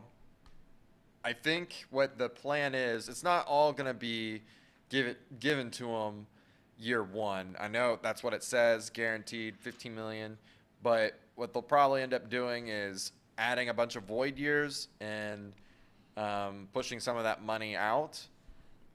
But it's just crazy to me that this is a one-year deal, right? I mean, either way, however you want to slice it up, it's going to be crazy because if you give him the max void years, right, which is 4 on his one-year contract, so he'd be paid for 5 years, only be playing on the team for 1. The 4 years that you would have him on the books is $3 million a year. You know, like, think about it. It's right. He's getting $3 million. That'll be against the cap for another 4 years, and he won't even be on the roster unless they go ahead and sign him and extend him later on to kind of recoup some of that value. But as it stands right now, it is a crazy signing, crazy. And if it was all guaranteed in 1 year, like if that's what ends up happening, I don't even know how they can sign Lamar. Like, it has to have void years to even make sense to even bring back Lamar. So it's very interesting. I don't know what this really does for the Ravens other than because Odell Beckham tore his knee again, the same one. So this is the second ACL tear on the same knee. At some point, the guy is not going to be nearly the same. But, I mean, I guess they feel comfortable enough to give him that chance. But the thing is, too, I mean, Allen Lazard was the only other receiver signed in free agency to a significant deal, and it was $11 million a year. 11 for Allen Lazard. I would have rather done that than Odell Beckham, who you don't even know if you're going to have him play. Like, he might not play very well, and he could get hurt again. Like, he's got an injury history. I don't know, man. It's crazy. I think the Ravens are panicking. They're panicking, and this is their one way to kind of try to curb fan disgruntledness. I don't know, how can the fans even be excited about this? We're talking about a guy, as you mentioned, 2 ACL tears. He's 30 years old. He's on his 4th team in 4 years. Didn't play last year. And since he left the New York Giants, which was in 2018, he has received less than 2,000 passing yards. And let me add this up real quick. Has under 15 touchdowns. He's got 12 since 2018. And you give him $15 million when you don't know who's going to be your starting quarterback? I mean, it's starting money too, right? Like, are they planning on having him be the starter? And what about Rashad Bateman? It's $15 million guaranteed. 18 million potentially. Yeah. It's a very, very strange contract. I don't know what they're doing. It's just, I don't know. Like I said, I don't know what the goal is here other than to screw the Jets, which I know is not on here, but right. that is kind of funny that they were trying to sign Odell Beckham to get Aaron Rodgers here, or not here, but to the Jets. Yeah, when's that going to end? I don't know, man. That was supposed to end like 2 weeks ago. That whole nightmare is a nightmare. It is a nightmare. It is. You want to talk about the art of the deal? There's just no way that you just hold no leverage. I mean, the player who wants to come play for you has outwardly said it, and he's still owned by another, not owned, but playing for another team. That whole deal is just bonkers, and it's going to be incredibly interesting to see how that turns out. But this Odell Beckham thing, I just don't see how it works. I don't see the angle there. I don't see anything about it. In fact, when we get off air today, I'm going to tap into a Baltimore Ravens Twitter space. I'm going to see if I can get some Baltimore Ravens talk radio, because there's just no way. You mentioned this could at least get the fans excited. How are the fans going to get excited for this? If $15 million and the Bengals had no wide receivers and we got Odell Beckham Jr. for $15 million, I ain't excited. I don't care. Ludicrous. Speaking of ludicrous, I'm going to say something nice about the Reds. And if you have checked outside, it is very warm. Maybe the weather has flipped a little bit because hell is freezing over. I'm going to say some nice words about your beloved Cincinnati Reds, and that is just the fact that Nick Lodolo is him. Only 2 starts this year, but he has been lights out. And he was great last year as well. And you want to talk about the Cincinnati Reds, quote-unquote, big 3, right? The Hunter Green, Graham Ashcraft, and then Nick Lodolo. It is common favor that Nick Lodolo is the pitcher that everyone's like, I think he's going to be the guy. I think if there's any of those 3, he's going to be it. And that's because I think a piece is that Hunter Green has so much hype around him. You know, he's got such exceptional stuff. As I say, 100+ miles an hour, and, you know, it translates. You see it with your eyes, and you're like, wow, that is wowing. That's Hunter Green, to where his expectations are higher. And he's got to live up to those expectations. Nick Lodolo's great. Nick Lodolo is a potential ace, but he doesn't have the same expectations as Hunter Green. So people were like, I think Nick Lodolo is going to be it. So I was in the camp of saying, I'm gonna zag when everyone else zigs. I think Hunter Green is still the guy out of these 3. But through 2 starts, I don't know if I was just trying to give the benefit of the doubt to Hunter Green or what, but Nick Lodolo is great. Through 2 starts, 21 strikeouts, 12 innings, 2 earned runs given up. He's allowed just 14 base runners in 12 innings. That's a whip right around 1, which is elite. Nick Lodolo is an all-star. I don't know if he'll be I don't you can't predict Cy Youngs, right? So I don't want to do that. You can't do that. But Nick Lodolo is an all-star that the only thing that can get in his way is an injury bug, which luckily hasn't happened yet. But the reason that he is so good, his velocity isn't elite, it's good, low to mid-90s. His curveball is on the trajectory to be not only an elite pitch, but one of the best in Major League Baseball. This season, it's getting a whiff rate of 43%. And I'm going to bore you with some stats here.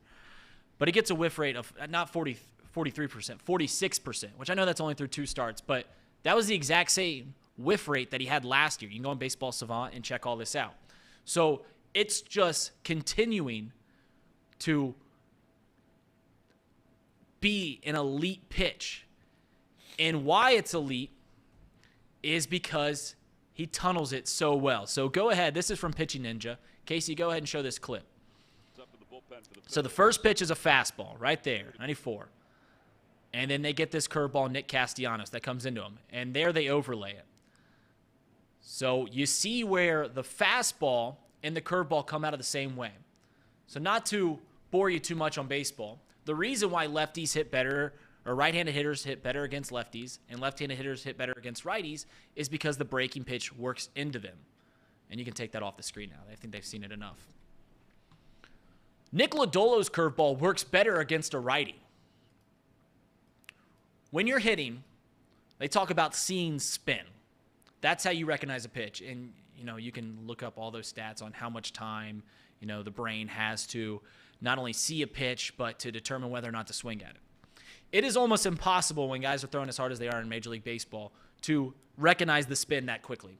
So actually how they hit the ball and determine what the pitch is the shape of the ball. If you played baseball before, I think you know what I'm talking about. A curveball has a little bounce to it, right? When it comes out of the hand. It goes up as a fastball comes at you. Nick Lodolo's stuff, his fastball to curveball, look the exact same coming out of his hand. He's getting more swings and misses from right-handed hitters on his curveball. More. He's throwing curveballs that are hitting the batter because it looks like a strike for so long. It looks like a fastball that's going to end up right over the middle of the plate and then whoop, falls off the face of the earth. It's exceptional. Do we have the other video? Yeah, go ahead and play this. Look at this. This was from the game the other day. Hits the former Cincinnati Bearcat Josh Harrison. Hits him. Looks like a strike the whole way. He offers at it, and it hits him. That's not the first time. He did it 2 times last year. Nick Lodolo has the opportunity, and take that off, to be the best pitcher that the Cincinnati Reds have had in 2 decades. Johnny Cueto currently up there. Aaron Harang was great. You can name a couple guys. But I think that I'm ready to stake my flag in that Nick Lodolo is an all-star. He's the best pitcher on the Reds staff, and he's going to be the best pitcher on the Reds. If they actually want to compete in a couple of years, he's going to be the workhorse that does it. Yeah, as long as they don't trade him away. Get some pieces for him at the deadline. You got to build around somebody. I'd like to think that would be him, as long as he doesn't ever need Tommy John surgery. I just want to see the Reds pitching staff be, like, really good. Or just got 3 good ones right now. They need the back end. Yeah, like I just want to see the closers. Like, just we need one closer. If we can just get one closer. You got a good closer. Yeah. Alexis Diaz is pretty good. I think they're all pretty inconsistent, but I don't know. Yeah, I think when it's time for the Reds to compete, whenever that is, if Graham Ashcraft, Nick Lodolo, and Hunter Green continue to progress and be better, you go and get yourself a veteran, a 2-year, 3-year deal, some guy in his mid-30s that can throw 175 innings and will have right around a 4 ERA to tail in the back of that rotation. But here's what I want to talk about. So Nick Lodolo is currently under, as is Hunter Green, I believe Graham Ashcraft as well. They're under Reds control for 5 more years. This is how Major League contracts work. You get 3 years on the rookie deal, and then you go to arbitration for 3 years, which is just agreeing on a salary. You know what arbitration is. Agreeing on a salary on both ends. That makes sense. And then after that, you can test free agency. The Reds are getting ready to play the Braves. And the Braves, along with a couple other teams, but the Braves have done it the best, maybe because they've had the best prospects. The Braves have laid out this blueprint for what to do with their young talent. And that is, you get these young guys while they're still on their rookie deals, and you make a trade basically for them. And that's saying, we will give you more money up front if you cut us a break on the back end of it. So you sign these guys where if you have 5 years of control left with Nick Lodolo, you sign him to a 7-year, $100 million contract, something along those lines. And it's a gamble. You're saying, I want to have you be our ace for the next 7 years. Same with Hunter Green. I want you to be a part of this team for the next 7 years, and we will give you more money here on your rookie deals. We'll give you $15 million a year this year, next year, when your rookie deals are done. And then when you go to arbitration, maybe they are Cy Young caliber to where the arbitration comes out and is garnering $30 million a year or $26 million or something to where you are actually getting value out of these guys because you got them on the long-term deal. And then on top of that, when they leave team control, you've got them for 2 more seasons to where they're now at 32, 33, and then they can go get a free agent or go become a free agent and sign with somebody else. The Braves have done this with the following players. They signed Ronald Acuna to an 8-year, $100 million deal. Ronald Acuna, who almost had a 40-40 season 2 seasons ago. Of course, he got hurt. But I think we can all agree that Ronald Acuna Jr. is worth over $100 million. Ozzie Albies, all-star second baseman. They signed him to a 7-year, $35 million contract. Now, it's worth mentioning that the Braves were the first to get to this punch. They were the first ones to do this. Other teams are doing this now, so the market has gone up. So those contracts, you ain't getting that anymore. You see this with Austin Riley, their all-star third baseman. He signed a 10-year, $212 million contract when he's under player control for a few more years, but they just went ahead, extended him. Michael Harris Jr., Spencer Strider, both were Rookie of the Year candidates. I think Michael Harris ended up winning it. They both signed through their 30-year deal, 30-year, 30-age season. That's what the Reds need to do with the following 2 players, Hunter Green and Nick Lodolo. I'm not sold on that Tyler Stevenson can stay on the field yet. So that's where I wouldn't want to do these deals with Tyler Stevenson. Because if he gets hurt, then you're not getting value out of this contract. And that's what this whole thing's about. It's getting value, as Paul does when he looks at the sportsbook sheet. I don't know if I want to do it with Jonathan India. He's looked great at the plate, but like Tom said on the show, like Trace has said on Chatterbox Reds, the glove, it worries you. Where's he going to play? Because second base doesn't look like the position for Jonathan India. And by his frame, it limits where he can play. Maybe out in the outfield. Go back to third base where he came up. But Nick Lodolo, Hunter Green, signed them to 7-8 year deals, $100 million, whatever it needs to be, to where you're basically signing them for $15 million a year for the next 8 years. And you're saying, listen, we believe in you. We want you to be Cincinnati Reds. You stay here. You pitch for the next 8 years while we try to build a championship team. We think we've got a lot of prospects coming up, and maybe Ellie De La Cruz comes up, and you go ahead and sign him. If you're sold on him, we've seen a couple teams do this. Now, the Phillies famously did this with Scott Kingery, who didn't work out. But you can do this. Wander Franco. Just something that the Reds, as a small market team, they're not going to be able to afford if these guys turn out to be, Cy Young caliber, MVP caliber, perennial all-stars, to where the arbitration rate is in the 20 millions, the 30 millions. Go ahead, give them more money up front, gamble a little bit, and believe in your young aces in Nick Lodolo and Hunter Green. All right, we're going to close out this show with some bets. We haven't done box lunch, I think, but maybe one time since the baseball season has started. I'm new to baseball betting. Me and Paul, we like to throw Nerfy around. Oh, yeah. This show is presented by Betfred Sportsbook. So, got a couple bets for you. First one I like is the White Sox money line. They've got Dylan Cease on the mound, so I like them. They're on the road. And then secondly, I like a little bit of a parlay. I think it equals out to about plus 208. That is the Astros money line. As I believe when I did this, they're playing. How about the Rays minus 1.5? You like the run line on the Rays? They've won every game by 4+ runs this year. Rays minus 1.5. Mariners minus. I guess this would be Mariners money line. Mariners first 5 innings. Sorry, misread that. You like Luis Castillo to start well. And Marlins first 5 against the Phillies. Pays out like plus 650-ish. So I got a question really quickly. I know we're all somewhat new to baseball betting. But I'm looking at this Philadelphia Phillies line right here. Yeah. Oh, never mind. I'm just dyslexic. Sorry. Never mind.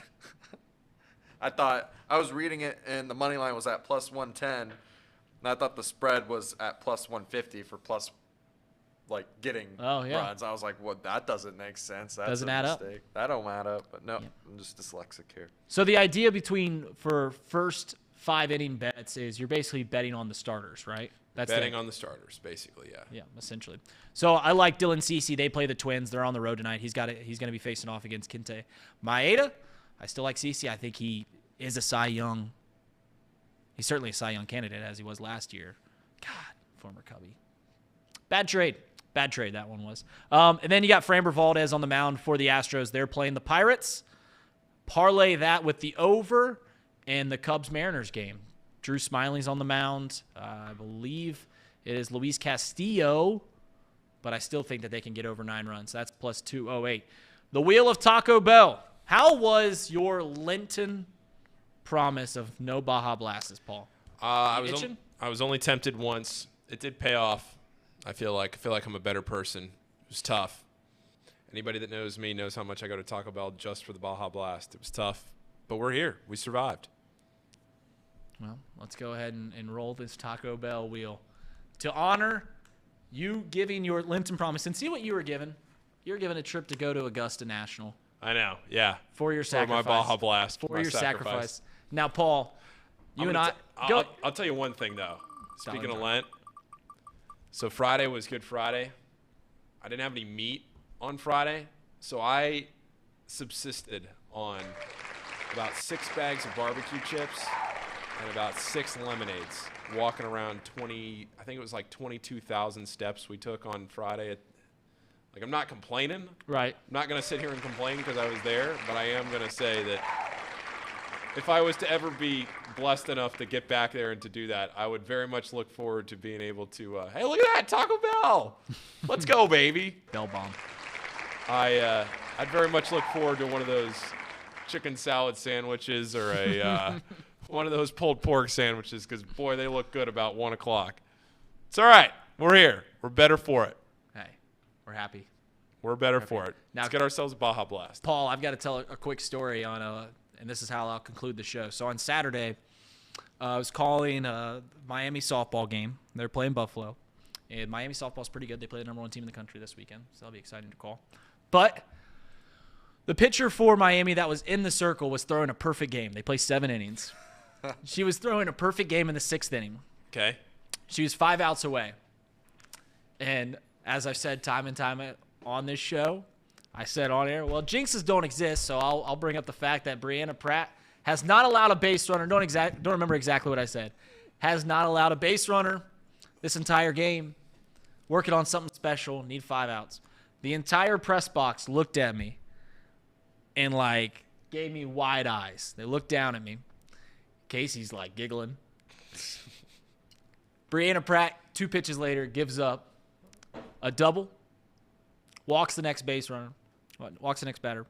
So 2 pitches after I said jinxes don't exist, she loses the perfect game. Faces 1 more batter, allows a base runner on. Only 2 base runners she allowed the entire game. So if there was ever a time when jinxes don't exist was tested. Yeah, it's all right.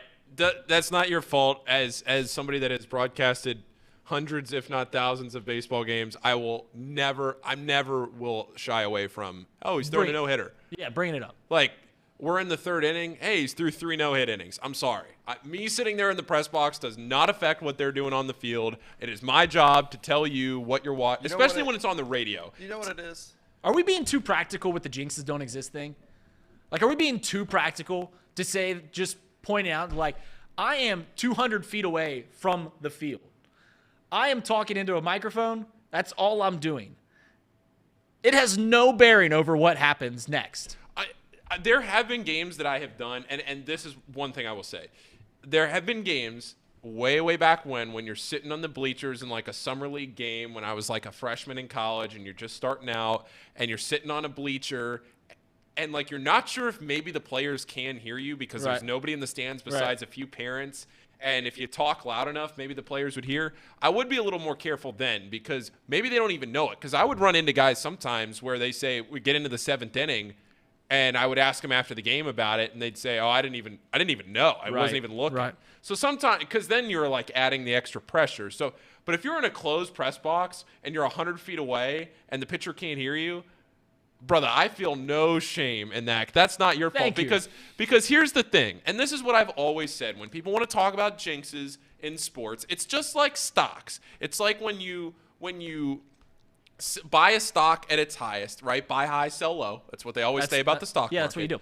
That's how you win money. Make money. Exactly. When you are talking about jinxes in sports, when somebody is talking about a football game and maybe the Bengals are winning 21-0. Perfect example was the Patriots game this year. Bengals are killing the Patriots, and everybody's going on and on about how the Bengals are winning. The win streak's going to continue. Yeah. Christmas Eve, the good vibes are going. And then all of a sudden the Patriots start to come back. They start to come. All it is because you're just essentially, in sports terms, you're just buying high, and then the other team starts to come back. It's not. It's just. It's perception. People it's perception. react. People react, and they react. As naturally, unless you're like super smart. We try to think that we are, but we're human, and sometimes we react late. And by the time you realize that something good is happening, you might tweet it out. Like, for example, somebody hits 5 threes in a row, and you'll say, oh, my goodness, he's hit his 5th 3 in a row. Odds are he's probably not going to make that 6th 3.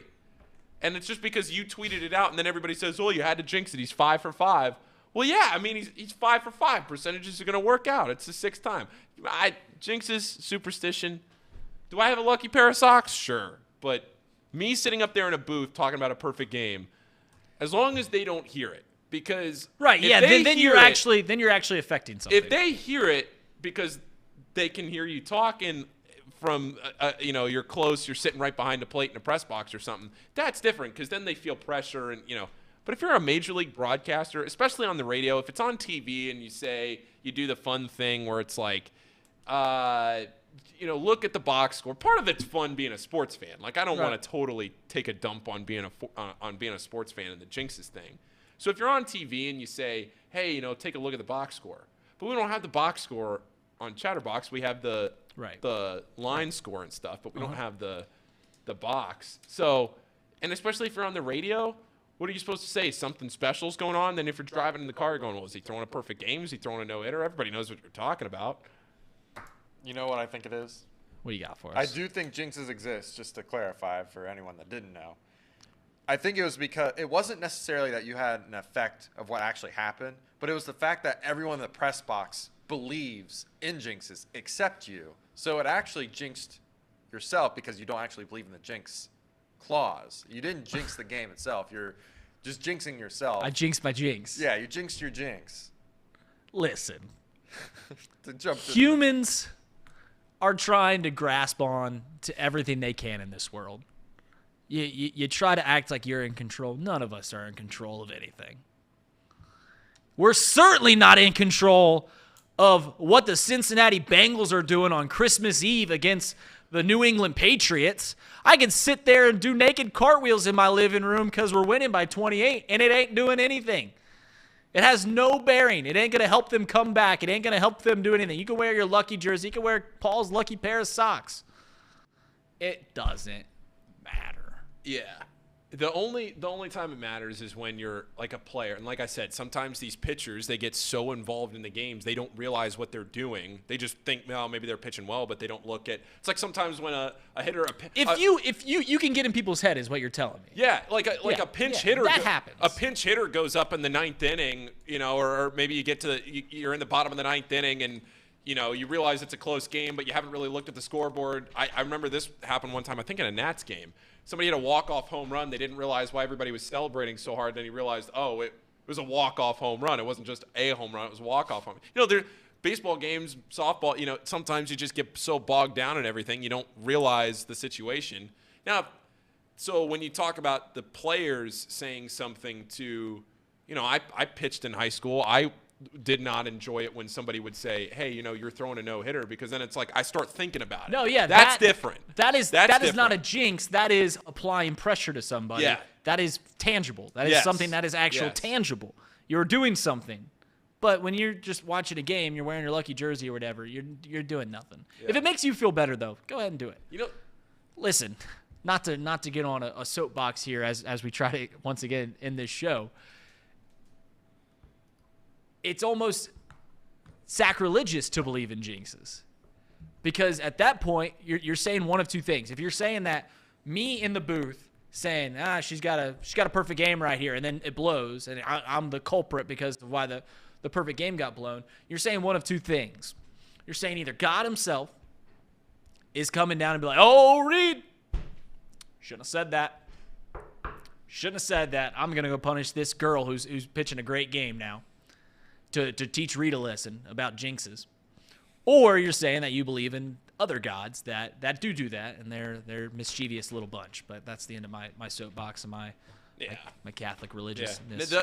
If you really wanted to play the devil's advocate, you could say that a pitcher throwing a perfect game in the major leagues, this is a very specific scenario, on a hot day in July, might go down into the clubhouse to rest in between innings, and they have the TV broadcast on there, and maybe they hear the broadcaster say something. Sure. Maybe. All right. But once again, that's the tangible thing. Yes. That is. It's not jinxing. You're not saying stuff because you think that the pitcher's going to hear you. Xavier Musketeer's got a point guard, Reed. Let's get out of the show. All right, let's go. All right, this has been Box Lunch presented by Betfred Sportsbook. If you're going to bet, please do it with the best book here in Cincinnati. Reed Mouse hosting the show. We'll be back Wednesday, Friday. We're going to get back to our chat power rankings. There's been a shuffle in the power rankings. Uh-oh. Better bring your A game. All right, see you guys. See ya.